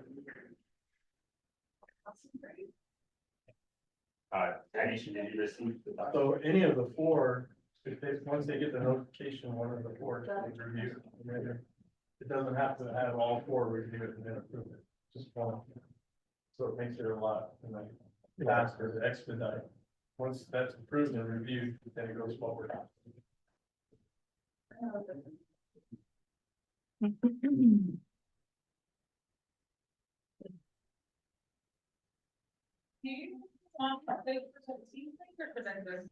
Just go ahead and prove it because we're trying to add you in, it won't let us add you.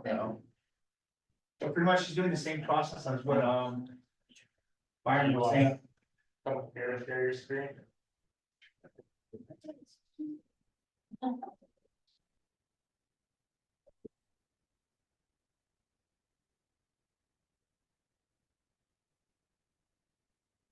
Can log into the team.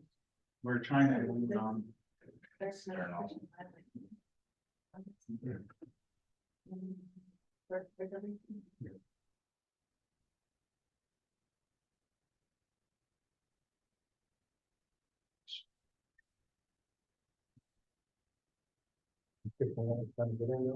yeah. No, she's on and she has the document. She We did just wanted to share the screen so that everybody could see the process. Right. Yeah, right. Britt, can you hear us? Yes. All right, stand by, because after it gets approved, then you're gonna have to share your screen. Okay. Ready?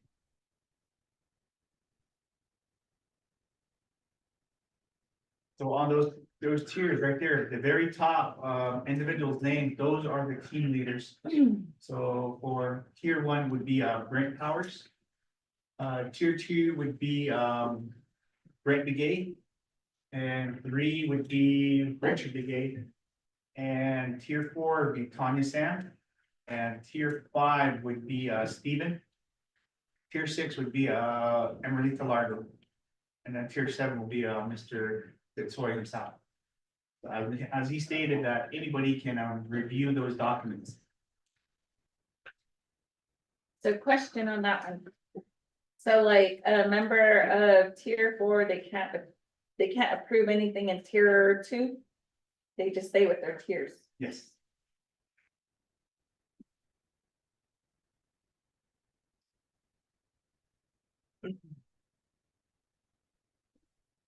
So anybody from tier 3, Richard Brigade, any of those can approve it, right? Yes. Okay.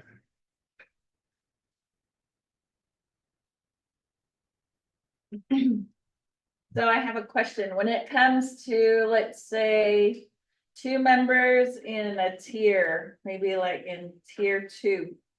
Let's say one finds an issue and they won't move it forward to tier 3.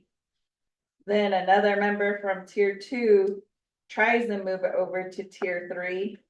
Is it gonna remain locked in on tier 2? Is it gonna be the first reviewer that will still have that authority? Or do you have a process where there can be an override over what someone in tier 2 will get? No, so basically whoever reviewed it first, automatically voted. So if the person say, Ms. Chiquito, is the second one, she was trying to approve and pass it. They won't let you because it was already approved or rejected. And it'll go back to whoever uploaded it. So let's say a certain document is missing, or a joint, let's say their marriage license or their CID is missing. So it will stop there and it'll shoot all the way back. And then there's like that little, When it's reviewed and if it's rejected, it stays put there until they figure out, what needs to be included to become compliant. And then from there, they can change their vote to approve. It'll stay there, but it won't go back or anything. It will stay until they decide whether or not they want to move forward. But like Ms. Claw asked, it would depend on if the person rejected it first, that would be where it would sit. But if somebody were to approve it and didn't see anything wrong with it, but then somebody else afterwards, it would still go forward. So does that have to be approved by the team leader? No, any one of them that are in the tier. We just have to establish a team leader within each tier. Where's the tier for old BIA homestead lease? So it's like in a tier 100.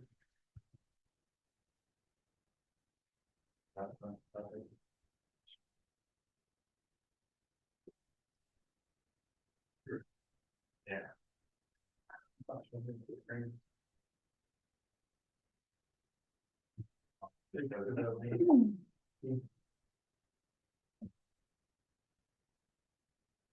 Brent, did you receive anything yet?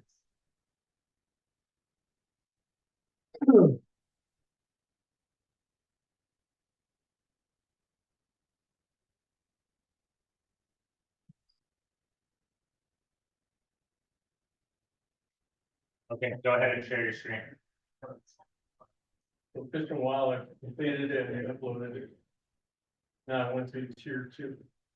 Okay, see my screen? Yep, thank you. Good. You can see the notice there. Looking on this one. So he clicked on the file. That's what pops up. So this is where I would be approving, and they're not gonna be downloading documents. So this is what Fish and Wildlife uploaded. So he's looking at it. Who's looking at it? The next tier, is Brent, which is on team tier 2. So there you can see the author, Tanisha Jesus was the one that uploaded that document. It's just the, It's just a test. I launched full clearance form, test page. And then, once he views it, confirms it. Write it down now. And so he viewed and confirmed it. He's gonna go hit approve.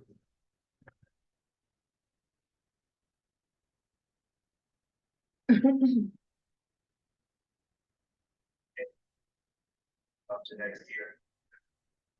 So, on our workflow for tier 3, it's gonna go to HPD. I don't know, yeah, it doesn't look like Raul had his laptop, so one of the things as, an administrator, I was able to put myself into that tier, and then we'll see if,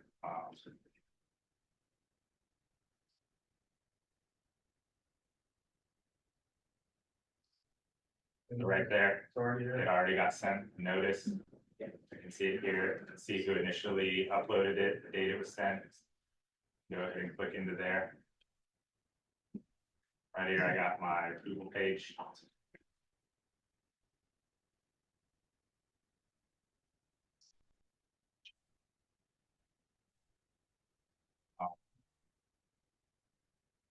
Put another document there, just anything. So I can look at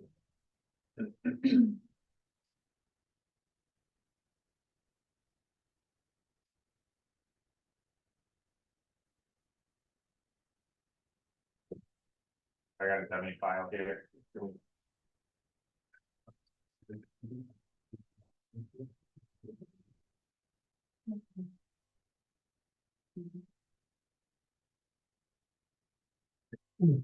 So, going back to my question, Stuart, you said that you're part of that tier with, historic preservation.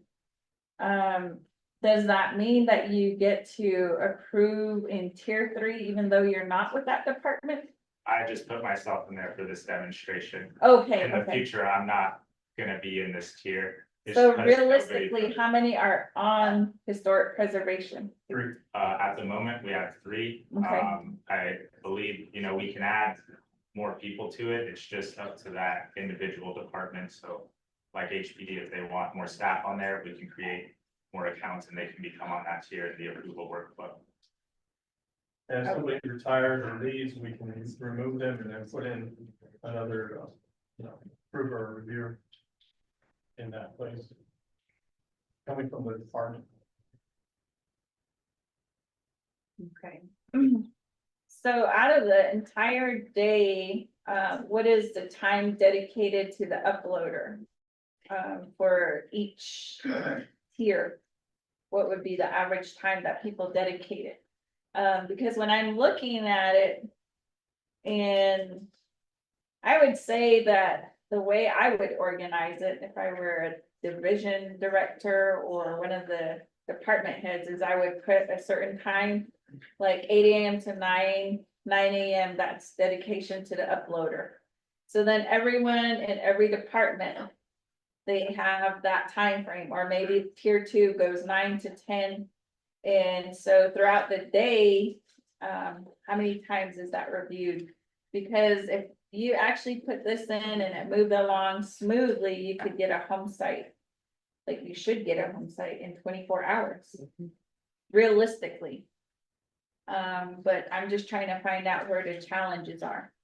So one of the challenges, and I know Madam Chair is on the line, but I'm just taking notes, but the first one is the creation of the facilities was listed as an issue. And that sounds more like an authorization issue, which may be administrative. And then the other part is that there's a need for fiber or efficient Wi-Fi like Starlink. So those are the things that I see here. And then the question I have is just about the dedication of time throughout the day. So if I could get that. How many times do you check your email a day? Majority of the time, you'll get that response by email. So as soon as you see it, it's up to the individual to click on it and be like, okay, let me log in. And I can review it and approve it, depending on who gets to it first. But everybody's notified by email when it goes to that tier within that group.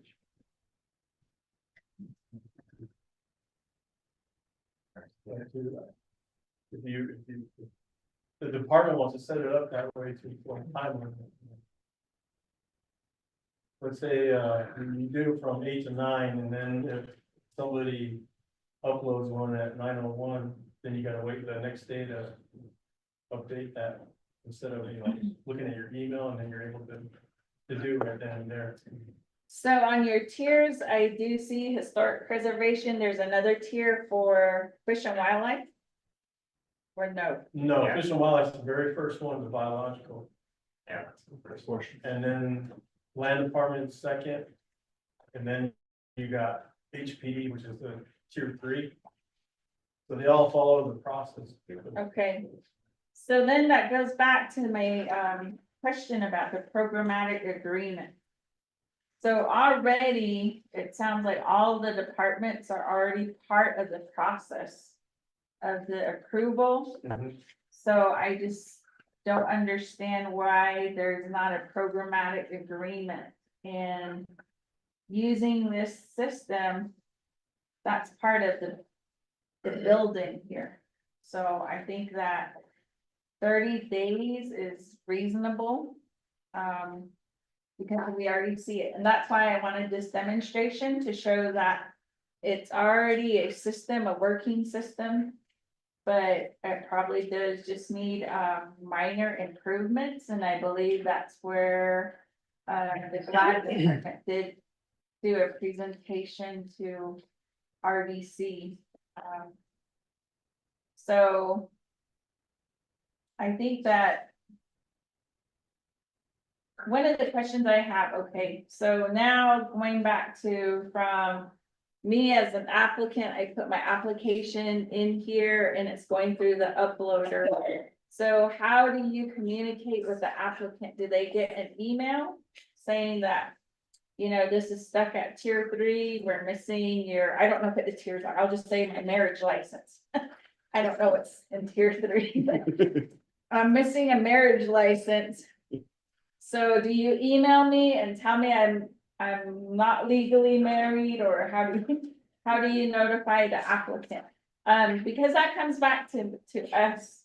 Right now, I have about 7 applicants that are waiting for a waiver on either the buffer zone, the moratorium, or just waiting for an issue with maybe like Bennett Freeze or something. But they're asking for these waivers from us as delegates. But we don't know where they're at in the system. So even the applicants, they don't know where they're at in the system. So if there was a point where tier 3, let's say, gets stuck there, who is responsible? Is it that group from tier 3 that will write to the applicant through an email and say, Delegate Claw, we need your marriage license? Or does it go back to the home site section to see where it gets stuck? And then they notify the applicant. So I think that's the missing ingredient, so to speak, on where we have people that are sitting there, because they put their faith into the team once they drop off their paperwork at the home site office. And I know I was one of them. I left it there, and thankfully, we had a good worker there, Miss Caroline Dale, and she would call me. And she said, you know, this is before I became a delegate, and she would say, you know, you need this clearance, so contact, Fish and Wildlife. So then I would call Leanna, do a follow-up, and then, there was one point where it did get stuck on my own home site where this uploader wasn't working. And then I believe she reached out to Mr. Havlona at the time, who is the department manager. And she just scanned it and sent it to him through a regular email. So those kind of backup systems were in place. But it really did take the staff to kind of do the research, but I did follow up myself. So as a grandparent, when they turn in an application, they don't know about the system. They don't know what's gonna happen, how long it takes. But realistically, if we could use this, it could go through in 24 to 72 hours for their home site. But it's somewhere, there's a lack of communication happening, and this grandma is waiting, and we hear like 10 years, 15 years. And we shouldn't have people saying they have 15-year waits, when all it could take is just to give that person the call and say, this is what's missing. So I think, that's the whole point of the uploader, is where I want to understand. So does that person, I guess that would be my question, does a person, wherever it gets stuck at tier 3, tier 4, tier 1, do you reach out to the applicants, or how does that process work? That's a discretion of whoever's within the tier. But no emails will get sent to the applicant. This is all internally for the departments. It would be as the applicant would call in and then ask where it's at, and we could view it. Where it's at in the process. If you want us to set it up that way with an email, then we'll go to the coding team with Andy Frank and see if that's possible to have that implemented in. So that the applicant can get notified through every step for that within the process. Okay. But that may take some time to include. We could work on it while we're completed with what we have as a uploader as of now, to try to implement it in while it's already official. Okay. I think that would be good. That would be something that I would highly recommend. Just like, when you order something online, right, a package or FedEx, it says, this is the next stop, Henderson, Colorado. Here's your next stop, Aztec, New Mexico, or wherever they drive. But I think keeping applicants informed would be helpful. Because then they know that part of their responsibility is not to just wait on it, but they too have a responsibility to check their email or to make a phone call. And even though you do tell people when they turn in their application, I think some, they just forget, or they're not very vocal. Some of them are intimidated by the process. They're intimidated by the fees. Just even for myself, I was like a little fearful, like, oh my gosh, how much is a home site gonna cost me? I don't want to call a surveyor. I don't want to call an archaeologist. And then you're basically just given a piece of paper, like, here's some people, go call. And then when you call, you get a lot of rejections. People will say like, oh, I can't put you into my schedule until like January of 2025. And then you go to the next person, and the next person says, well, I'm too booked and I don't have time right now.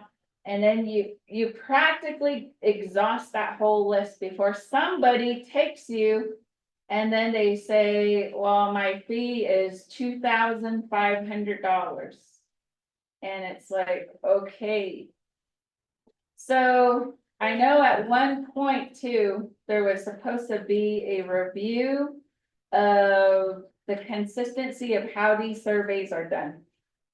I know that hasn't, I don't know if there's gonna be a policy from DNR or, but I think that too, as RDC, we need to talk about.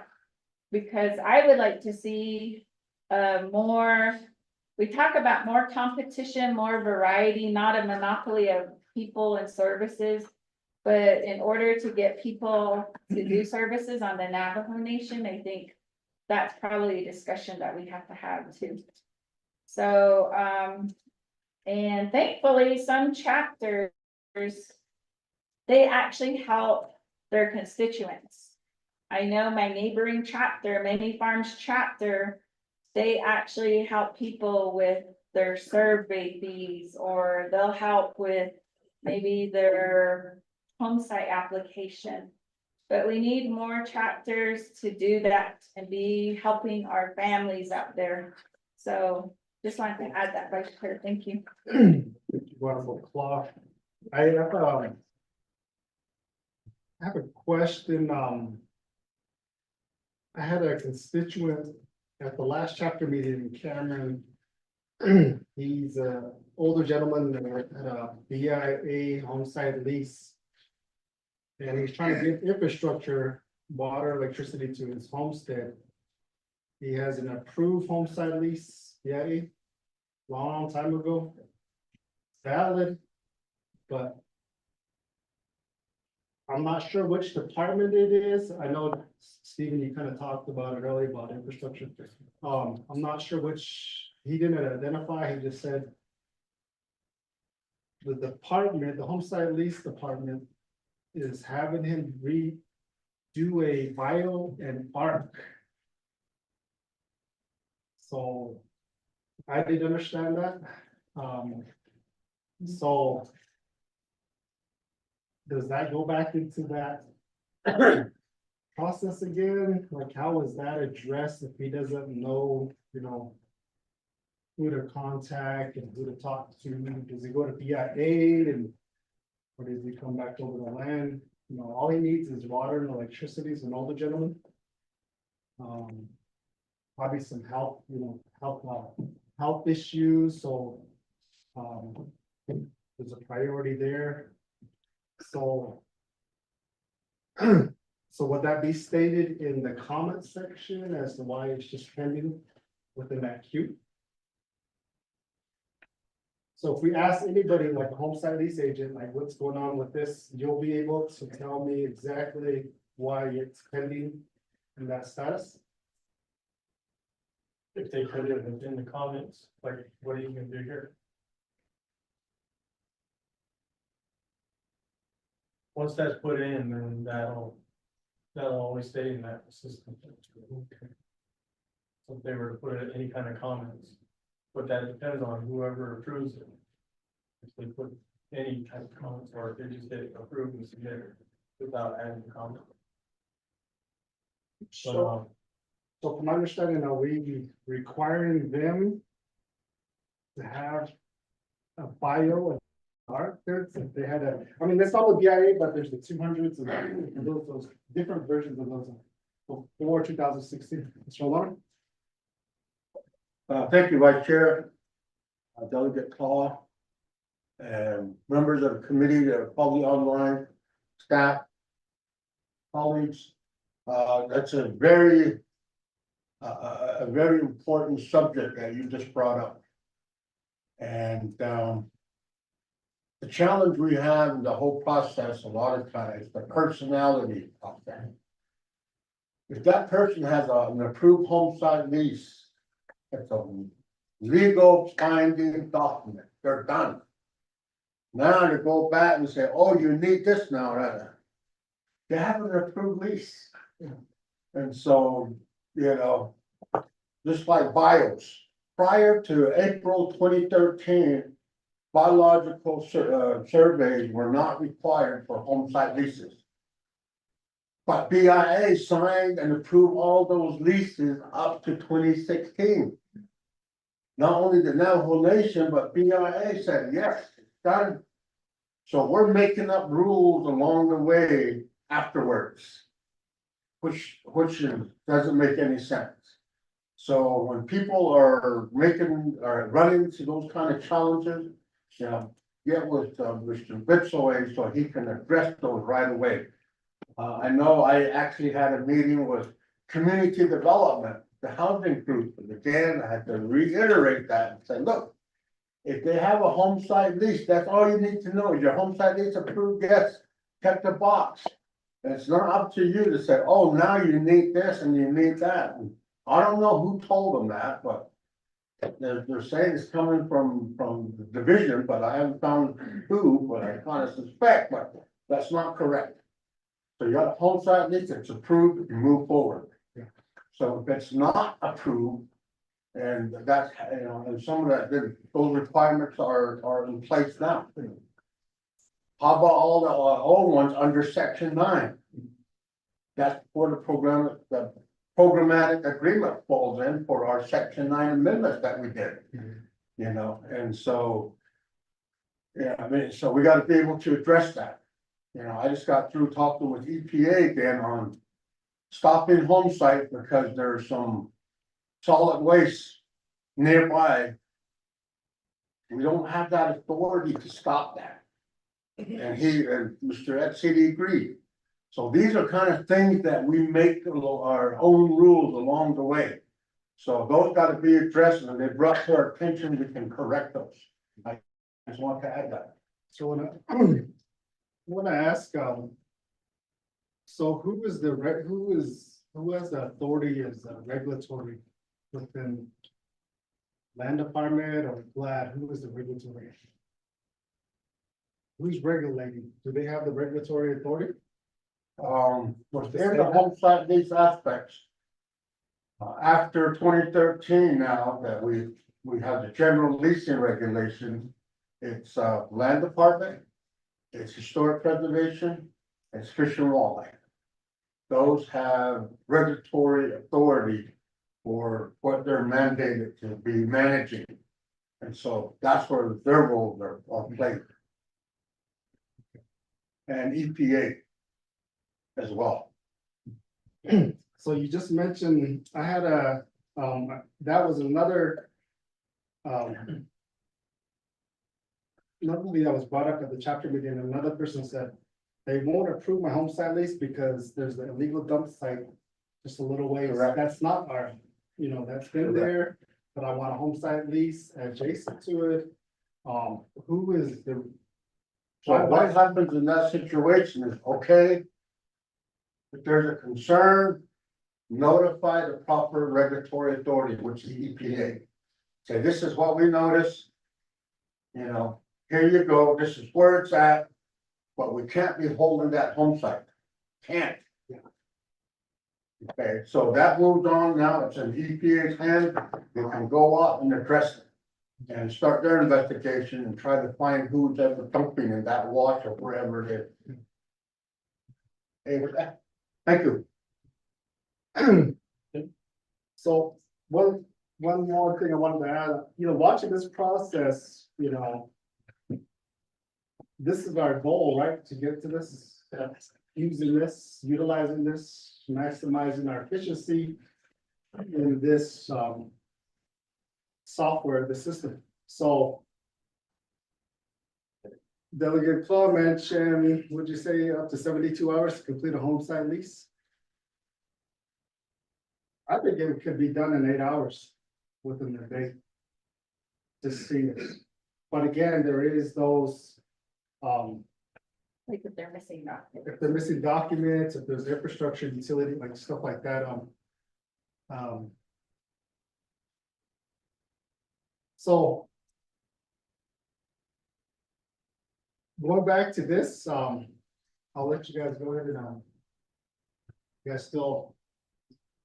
Yeah, I'd just like to dovetail into Division Director Nolona's comments regarding I guess authority in terms of approvals as well. Essentially, Yeah, I would agree wholeheartedly, if there's a home site lease, and that person should be served. I'm wondering if the reasoning for the person not getting utilities is because they need compliance, termination, and documentation for their service line agreement outside of the home site lease area. If that's the case, it's a separate issue that would be overseen by the utility provider, be like NTUA or APS. When it comes to regulatory aspects, yeah, I don't think we're necessarily deemed the regulatory departments. But section 8 of the Homes like other general leasing regulations does state. Leases, permits, rights of way, duly an ECD in order to move forward. I don't know if that's seen as regulatory, but that is a compliance matter that needs to be overseen in order for something to be deemed legally sufficient. Also, in terms of the administration of the system, Mr. Bitsui's comments about the facility administration and the project development. When Mr. Bitsu was first delegated and became the land department manager, there was a meeting with Anyframe and there was verbal confirmation that WAD was going to add another administrator. There's our GIS analyst, Ms. Bettina Vicenti. And at the same time, there was also verbal confirmation with Anyframe on the line from Byron that project development and authority administration was allowed under GLAD as long as it benefited the Navajo Nation system in a whole or departments. So there is that aspect. All we ever try to do is help the applicants, and that's all we'll ever remain to try to do.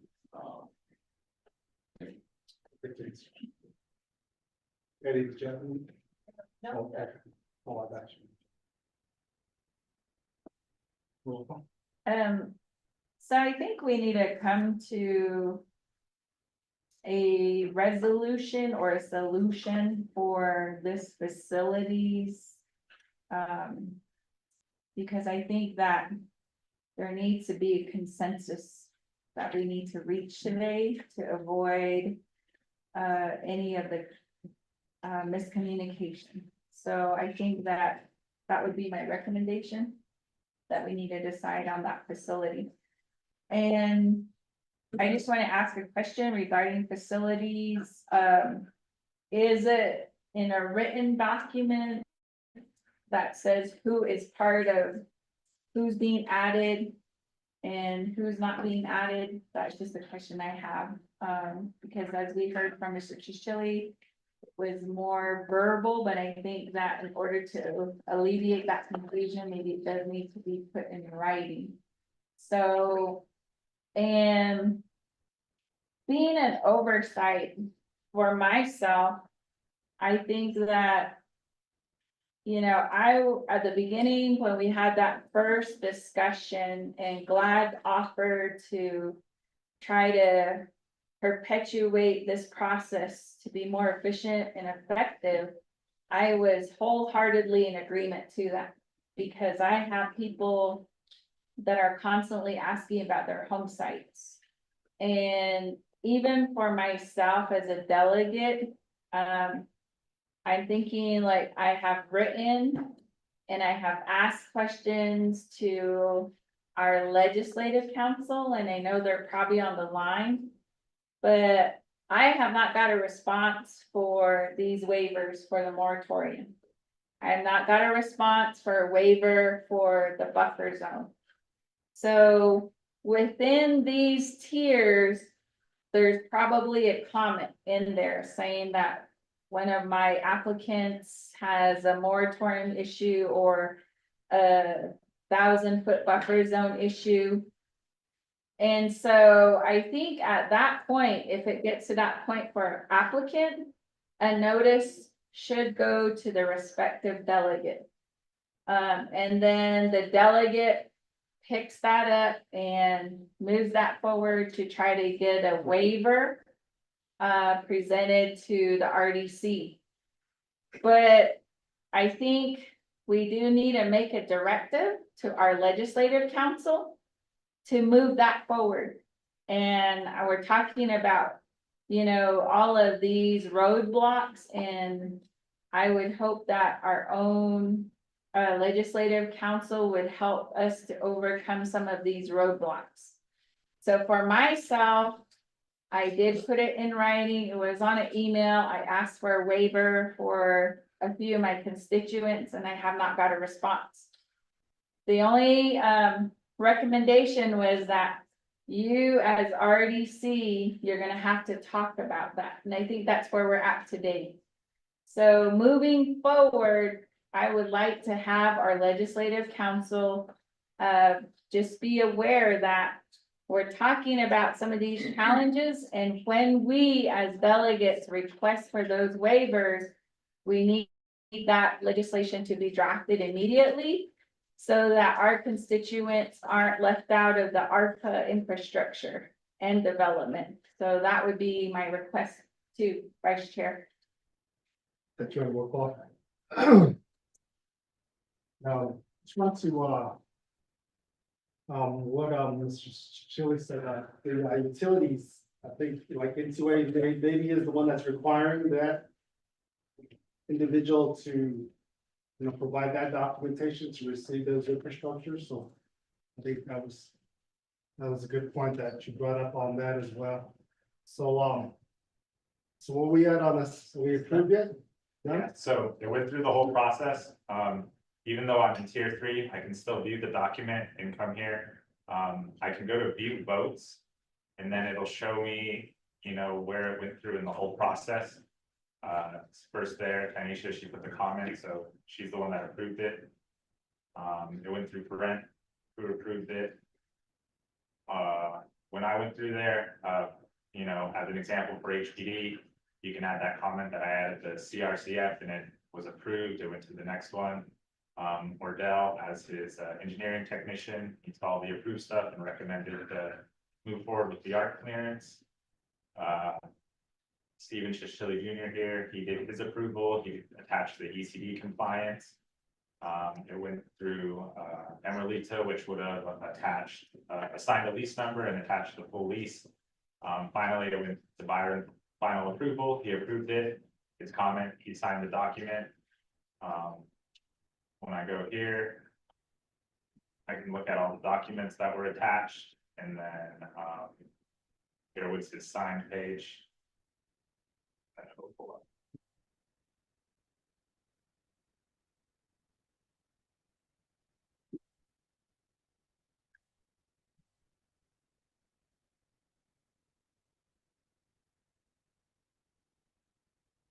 All the reviewers have access to the system 24/7. Well, once this is done remotely if they need it. So once this is approved, then it goes to BIA. It goes back to the person that uploaded it, so it'll go back to the leaser, and then from there, she'll do all the paperwork. Okay. Yeah, and then she'll send it to BIA. Oh, okay. Yeah, so, and then she'll give you guys a call saying that your lease is approved. Okay. Also, one thing I wanted to answer a question that Elder Claw had was, with the Navajo Nation system. If you look at our plan of operation, under Article 4, in there, the duties, authorities, and responsibilities. It says the Department Manager 3 is hereby responsible for and authorized to execute the following actions. And if you look at number 2, that's where to establish, manage, and administer a Navajo Nation system. So that's where, in Navajo Land Department, we do manage the budget for that system again. So I think we're in the contract and within our plan of operation, as well as the whole system. And whether I see it deemed fit at times when I see issues, then I do it in the best of, with knowledge of what I think was best fit for the system within our department, within the home site section. I think for me at this time, I need to keep it in-house and have the staff that I had trained continue this. Let alone I know General Land Development Department has a lot of priorities that are sitting, that need to get done within their department, they're sitting in multiple meetings. And we have 2 million sitting there, but we're waiting on a signed contract. Just one of the issues. And like the programmatic agreements. And asking for a year.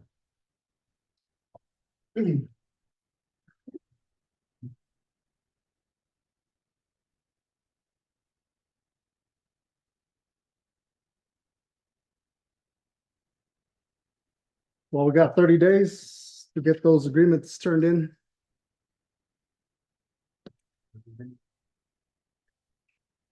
Mr. Tahi. Vice Chair Johnson, members of RDC, April Quinn was messaging me about the directive to be issued in 30 days, and she had a couple of questions, and since Ms. Quinn is online, I believe that she can ask those questions, so that way RDC members and those in the public can hear the concerns or questions regarding that directive. April? Ms. Quinn, you got the floor. Thank you, Vice Chair Johnson, and thank you, Rodney. The couple of questions I had is, it sounded like when the proposed language of the directive was being stated, it sounded like programmatic agreement, singular, and I believe there are 2 at issue. Is that correct? That's my first question. My second question is whether the programs believe that 30 days is adequate to address all the issues pertaining to these programmatic agreements. I think I heard Mr. Chischilli say that you probably could get it done within 30 days, but we just want to make sure, just find a balance between giving you adequate time and also realizing the importance of this. We don't want to drag it out too long. So those are my questions. Is it 2 agreements, and is 30 days enough time? Thank you. Ms. Quinn, that is correct. There is 2. And also, we are very generous with 30 days. Wait. Honorable Claw? Just a question too. Since Mr. Halona stated EPA, does EPA have to be part of the programmatic agreement? And if that's the case, that would be 3. No. No, okay. So that will be General Land Development Department and HPD. HPD, you're here, right? 30 days? I have not seen the agreements yet. I'm not aware that there is one. Richard is our manager, he's on travel. I can speak for him. I don't know if you see. Want to copy I'm not aware of it. And I'll hold off on probably get back to travel to answer any questions. Okay, thank you. You got 30 days. Okay, Ms. Quinn? Okay, thank you, Vice Chair. I think I have all the information I need. You got that directive ready? Mr. Ty? Vice Chair Johnson, members of RDC, the directives has to be put on a regular or special RDC meeting for RDC's approval via vote. So it'll be on Monday's agenda for Monday, October 7th at 10 a.m. It'll be on their new business for approval. Okay. Thank you, Mr. Ty. Mrs. Quinn? Thank you, Vice Chair. I don't have anything to add. I'll work with Rodney on the directive, and it'll be ready for RDC's next meeting. Sounds good. Thank you.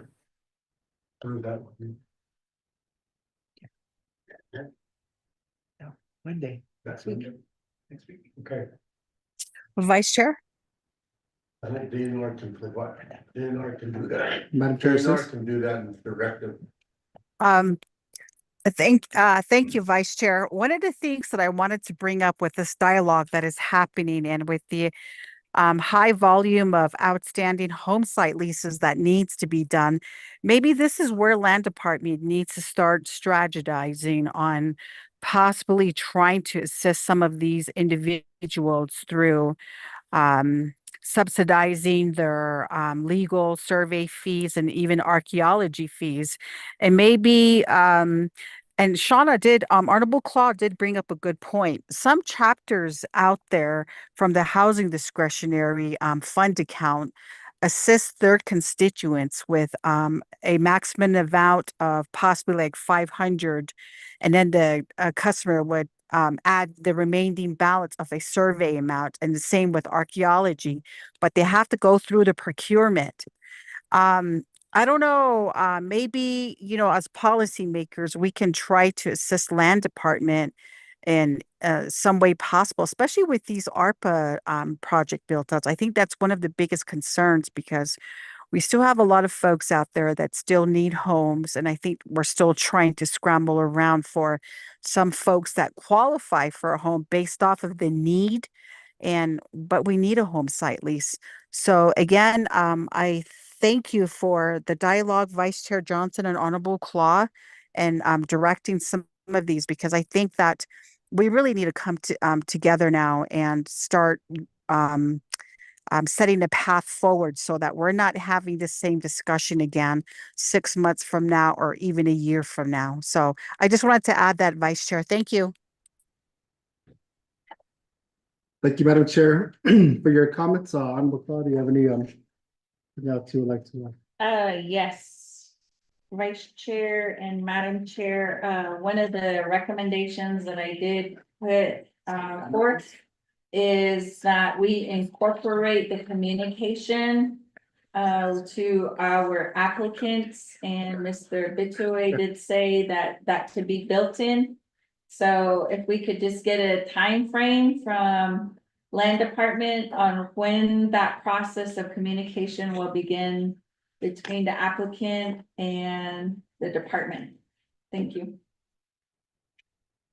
Thank you, Honorable Claw. I'll turn the floor over to Mr. Bitsui. Thank you for your question, Delegate Claw. Right now, I have to be determined, I have to contact Andy Frame to see if they're able to implement that with haste or not within the coding.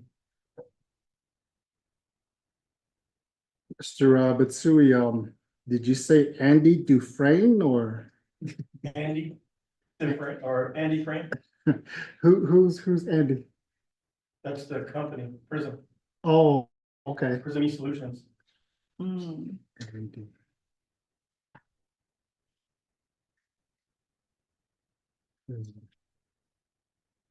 Honorable Claw?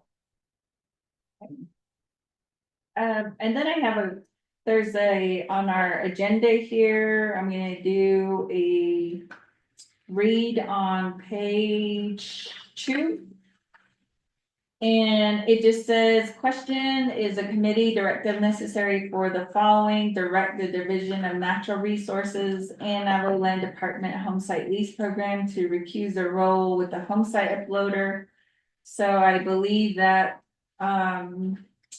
Bitsui did show us the plan of operation and highlighted number 2. So that does fall within the role. So I hope you understand, Mr. Bitsui, that that's going to be a responsibility that will now rest on you. And so anytime we have questions from our constituents, we will direct those questions to you and your team. And then also, General Land Development Department gets the program running, so applicants seeking home site lease are not held up. So again, that was one of the challenges that did come forward, is that we were hearing just a different time frame for maybe one, I don't know if it's per agency, but I think that there's some people, like I said, that are still waiting 10 years and 5 years, and some that get it through within 60 days. So we do need to be consistent. And I believe when we implement that communication part. And so if we're paying $260,000 for software, they better do the job. There should be no excuse. Mhm. So they need to start putting that in as of like 2 weeks, because people that apply, they need to be involved in the process. And so if we can get that going, that would be part of the directive for the 30 days. Also, it says, so that these applicants are not held up, once the program is running, GLAD will recuse itself and the program will be back in the hands of the Navajo Land Department. So again, we read it there, GLAD's intent was not to take over the home site uploader, but to assist in trying to get these home sites processed and expedited immediately so that people could receive services. So I hope that, with that, everyone knows the intent was merely to help one another. And so not to create a divide, but also to work in cohesion. Another part that I want to bring up is that under the recent budget, we did see that there was a directive given to GLAD to incorporate budgeting for the uploader. So I think that, to me, if someone tells me to pay into a system, that makes me a stakeholder. So that makes that system partially mine. So that's another thing that I want that to be very clear, is that when we're asking for departments to pay into the system, it's just not managed by one, but managed by all. And I want that to be a clear message today. The other issue that I think we as RDC also are addressing is the need for our home site. I have stated repeatedly that we need a meeting with the BIA. We did do some home site amendments, and we do need to do a follow-up on the response letter that was drafted back to the Navajo Nation regarding our leases for home sites, the amendments. And so I don't know if Mr. Tahi, do you have a update on that for us? Thank you. Mr. Ty? Madam Chair, Madam Clough, Vice Chair Johnson, members of RDC, yes. There is a response from the Navajo Department of Justice Natural Resources Unit on this matter. This will be on the agenda for Monday, October 7th. That discussion will be held in executive session before any future amendments or proposal changes to the updated home site lease regulations are made. And again, this discussion will be provided by Department of Justice and in an executive session. Thank you, Mr. Ty. Honorable Call. Thank you for that. And then other comments I want to make is that I'm very thankful. I see a lot of our staff here, and you probably don't hear it every day, but we do appreciate the work that you do. And I myself want to apologize for some of those facilities that you are housed in. And I really hope that as a land department, that you think about your employees and thinking forward as to how you plan to, get this department to where they do have their own land. It's really ironic to see that this department does the land withdrawals. You're charged with that all across the Navajo Nation, but yet we can't do a land withdrawal to house our own employees. I see employees that are sitting in trailers. I've been to the Tuba City office, and they were sitting there with another department. Their printer was in the kitchen. And so, we can do better, but it all comes down to planning and also just the teamwork. So if I could also ask for Mr. Halona to set aside some time to look into looking at the possibility of withdrawing land in each agency for the agency offices. I know Crown Point, Honorable Simpson did secure funding, and I know the land department will be moving forward there. And then the other issue is the internet and fiber capability. So I would request to RDC to have a meeting with our land department as well as NTUA or even the broadband office to see the possibility of partnering. I know that with broadband as well as NTUA, they've been requesting for waiver of the fees and the right-of-ways. But I think that the only way we did indicate was through public services. And land department, home sites, land withdrawals, that's all public services. So for them to be charging exuberant amounts for these fees, I think that that can be brought up at a discussion between all of the entities so that we can secure fast internet. Just sitting here today, and this is why I asked for the demonstration. I wanted individuals to see how long it actually takes, and when you don't have sufficient Wi-Fi, then it takes longer. And then we have employees that may not have their equipment. So just a question to Mr. Bitsui, how often does the equipment for our land department get updated? When I was in Tuba City, one of the monitors didn't have the speaker, so that staff was just kind of watching, and I was teasing the staff. I said, "Are you playing Tetris with no sound, or what are you doing?" He said, "No, we need the equipment." So I think, I think everyone needs to have that equipment, and to me, it's justifiable to get their equipment updated. And then we also talked about the role of DIT. So I'm not sure if we do need to have a discussion with DIT as well. But those are some of the things that I think we can move along in our next meeting. So with that, Vice Chair, I'll turn it back over to you. Thank you. Thank you, Honorable Clow. Let's give some time over to Madam Chair Seuss for closing comments. Yeah, thank you, Vice Chair. I just want to thank my colleagues for being there present in person, and also to the staff that were able to show up this morning to provide a thorough overview in regards to this uploader system that Navajo Nation Land Department had invested in a couple of years ago. And I know that as employees of Navajo Nation, there's always that barrier and challenge that we do not have the full resources to carry out our jobs to the fullest potential for our constituents out in the greater part of the Navajo Nation. And we work with what we can, but as your oversight, we are here to listen. And just as Honorable Claw and Vice Chair Johnson had been mentioning this morning, we want to be able to meet the needs. And that's the reason why there's a unmet needs budget. That question comes up every year when budget is being passed.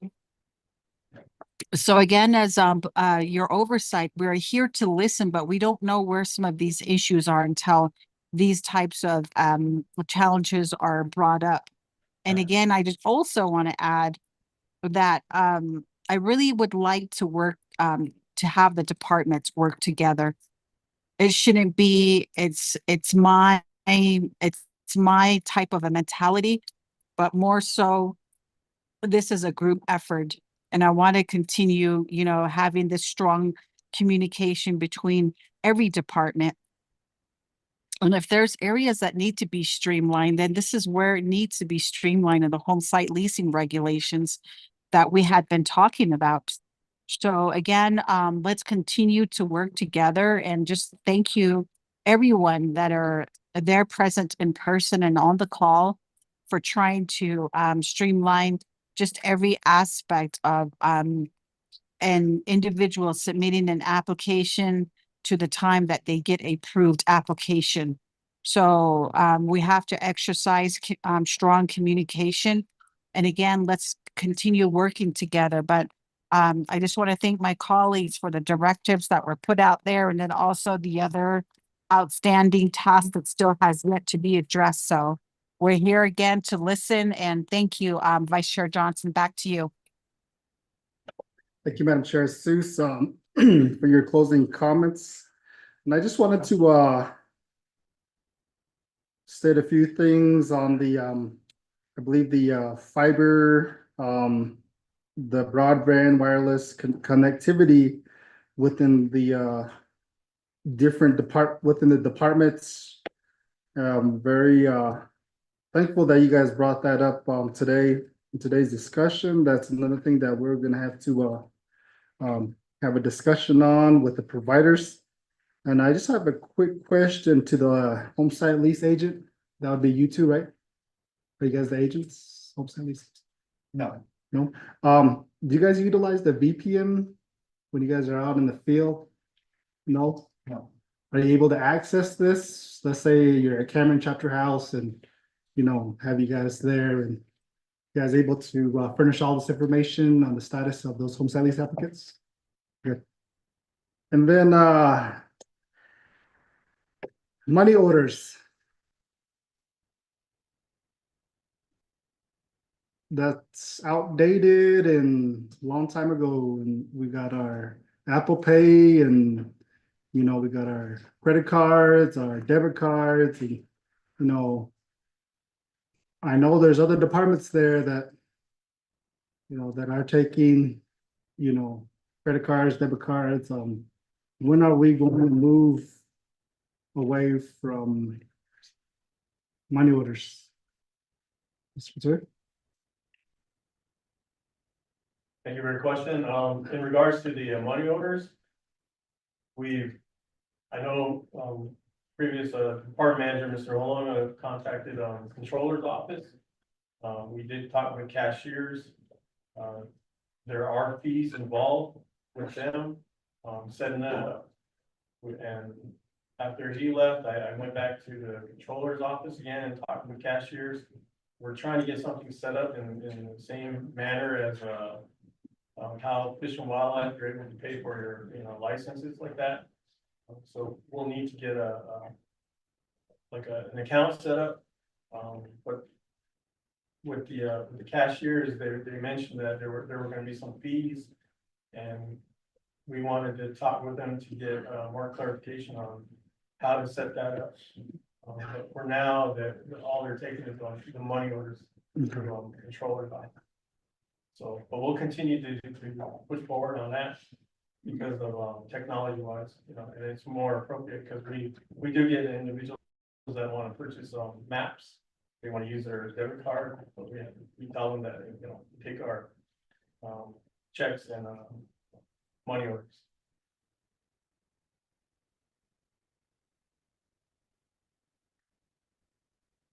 Okay. Thank you, Mr. Bitsui, on that. And yeah, I'd like to pay with my Apple Watch in the near future. Also, I see on the application process, you have to go get a signature from the grazing officer. From my understanding that, I know there's some applicants out there that are dealing with the grazing officials not signing off on their home site lease because of a tally count or, for whatever other reason. But my understanding that the grazing official just identifies the grazing permit holders within that area. And if an individual has signed off on the home site lease, they recognize it. Is that correct? Within a half mile. Within a half mile Yeah. of that Any location, proposed location. Valid permit. Valid permit meaning that, They have tally counts within the last 2 years. so that's from the discretion of the grazing official. Yes. Okay. All right, and then the company prison, paying, the amount that they're charging the nation. I think it should be done, the request by Honorable Claw to have notification to the applicants on the current status of the process or progress of their application. Mr. Warner? Madam Chair, Vice Chair, Honorable Delegate, Resource Committee. Let me just give you a little bit of history So you have a little bit of understanding where the connection is with Prism. In 2010, when President Shelley was in office, we approached him with the idea of automating the process and storing our records. And even at that time, BIA still approved the home site leases. And so we started looking at software. There was no software. You still won't find any software on the shelf that you can buy to hit download it up on your computer and follow the Navajo Nation process. And so the second thing was that all of the leases that we were processing were officially federal documents, because BIA signed them. Once they got signed, then they give us a copy, they keep a copy, and the applicant gets a copy. So back in those days, home sites were triplicate. So when you come to office, you'd have stacks that need all be signed. Each home site had to be signed 3 times. Anyway, so we were going through that process and we found out that the security standards that were required to house old federal documents, the ISO was really high. And so what we did then is we put an RFP out just talking about, here's a security standard that you must have. And based on that, companies responded. And of course, many companies didn't meet that threshold. And there was a couple of companies, and ePrism Solutions was one of those companies that also had government contracts that were doing. And so when we met with them and talked to them about what we needed, and we said, this is our process. It does this, can that be orchestrated?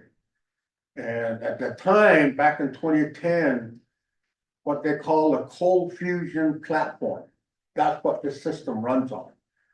To explain it, that's what Google runs off of. But when you look at our FMIS system that we're running on in Winter Rock right now, that's the old DOS system. So you can't make changes on the fly. If you have to change something or insert something to our system, you'd have to go back to the developer and they'd have to go back in and reprogram and get to that point where you need something inserted or adjust it, and they'd have to write that into the script and stuff before that would happen. And so now that we're able to do that, we've got the security taken care of. What do we need it to do? And so how much would it cost? And so there was a joint effort at the time between Land Department, DNR, and Economic Development.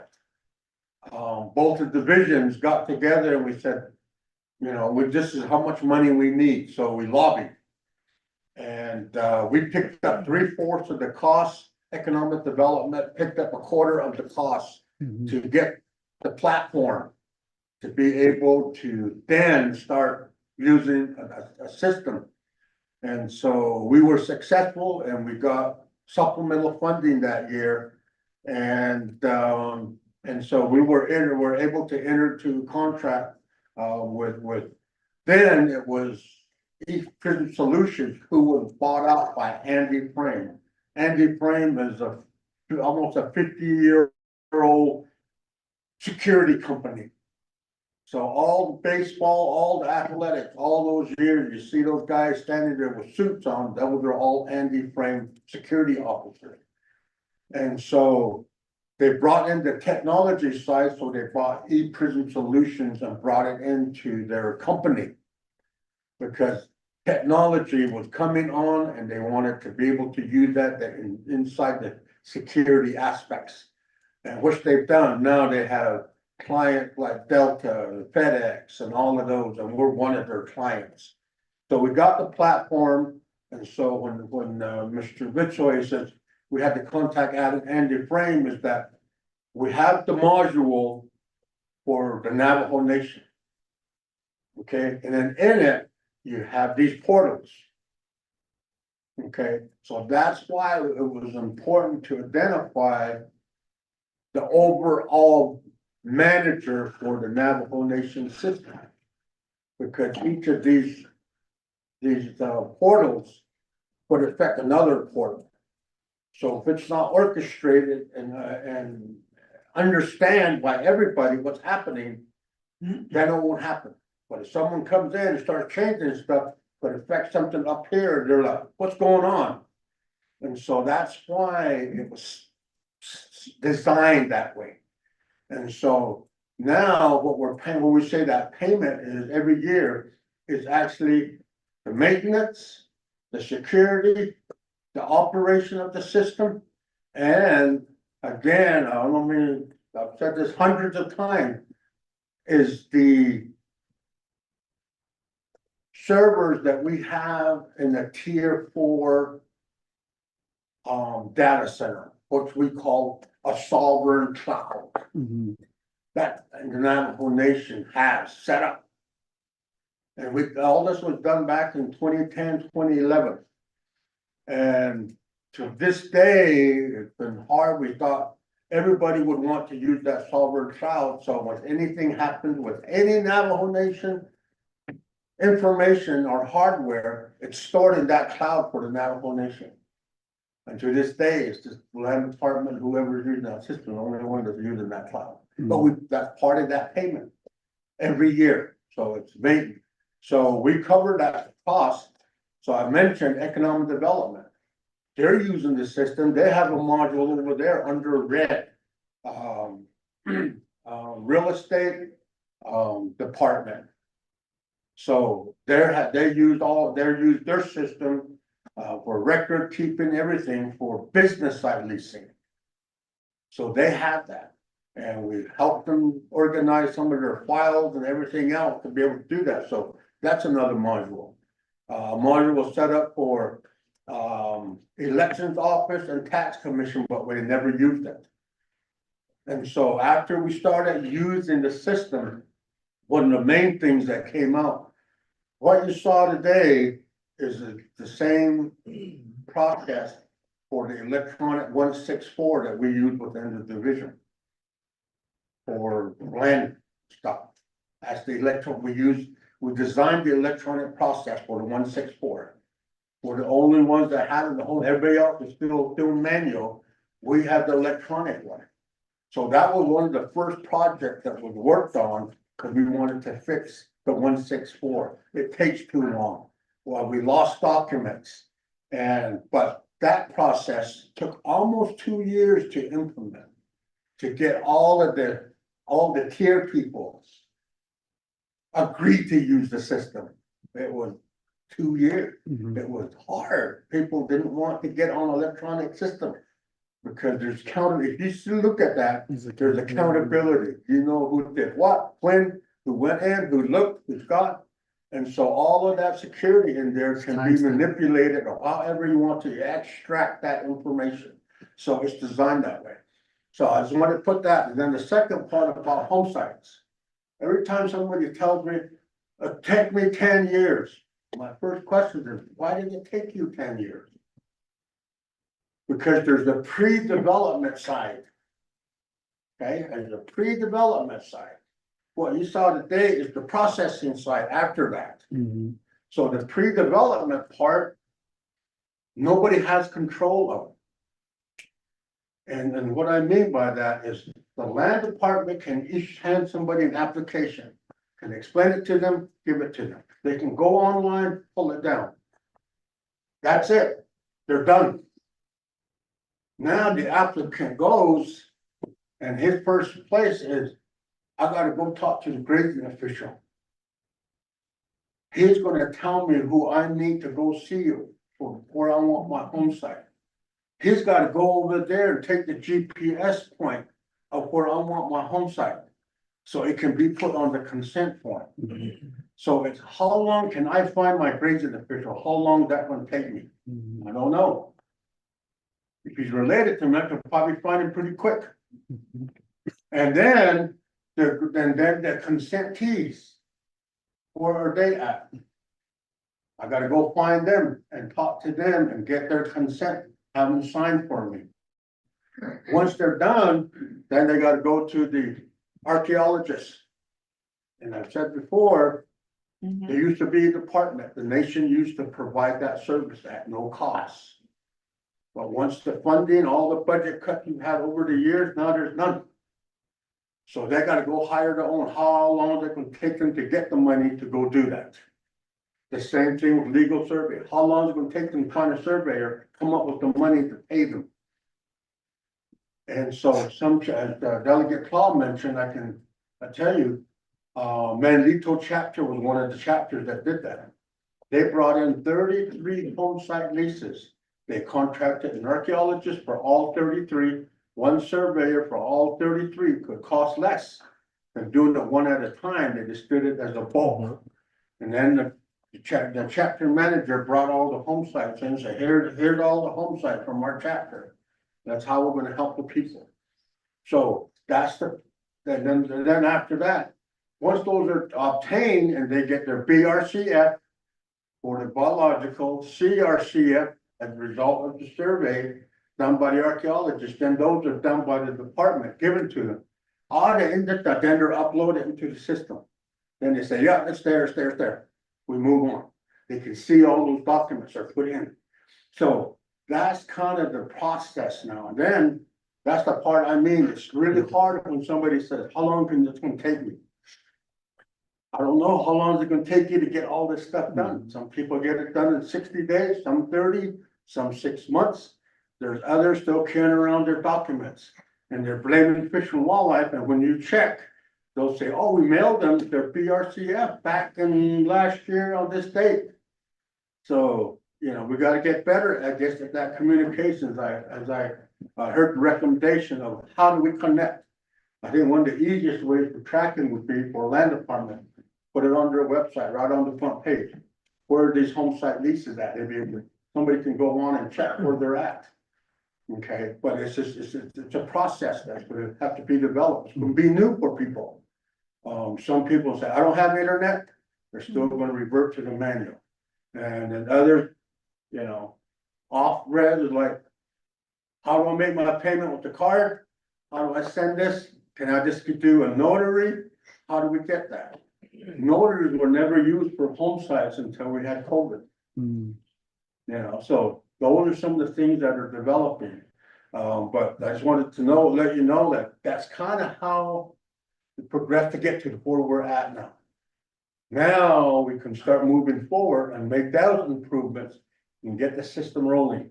And so we can track it, we know where it's at. And someone can say, I went to the land office, they don't know what happened to my home site. It's gone. You know, I've heard that. I'm like, when did you go there? When did you submit it? Then it kind of gives me a timeline. I was like, no, because when it comes in, I know they scan them. I know they're electronically saved and they can track them. So I just wanted to add that for your information. So you kind of have an idea how we got there. Thank you.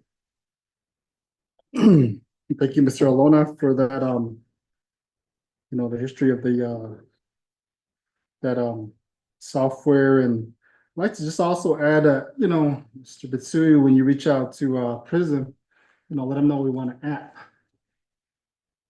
You know, and just like you said, you know, if the grazing official's out there, he has the app, he can download it, right? Take a picture, scan it, docket scan, and then you'd be submitted. So I think that'd be more efficient. You mentioned notary. So that's a requirement now, is to have it notarized for COVID, during COVID? Is that what you just said? Mr. Alona? What's that? You mentioned that the home site lease have to be notarized because of COVID? No, I said, we went to the electronic signatures, we went to electronic, notaries. They could go to a notary and get their assignments signed before they used to come into the office, who they're giving their home site to. Both parties had to come in and be present to do that. And instead we started using the notary, so some of this processes were as a result of that. Okay, thank you, Mr. Alona. And, you know, going back to the app, you know, getting an app, you know, as an applicant, download the app and I can see the status, you know, of my application to see where it's at, also the comments and whatever requirements, missing documentations, and I think that will be more efficient, than walking into taking a trip out to St. Michael's and following up or any of the other departments. So just want to thank you guys for your time. Thank you for being here again. Thank you for all you do, each and every one of you, in your respective capacities, also your departments. Again, even though, just like Honorable Claus stated, you guys are working in some conditions which could be improved on. We're here, to assist in any way we can. Like to just go ahead and move on to conclusion of the meeting and adjournment if there's no other closing comments from my colleagues. So again, thank you for everything, for all your work, for our Navajo people out there, and let's continue to serve our great Navajo Nation in their best interests of our people. So Ty, let's go ahead and adjourn this meeting at 12:24. And this concludes our leadership meeting for today. Right on time for lunch, so everybody's excused for lunch, so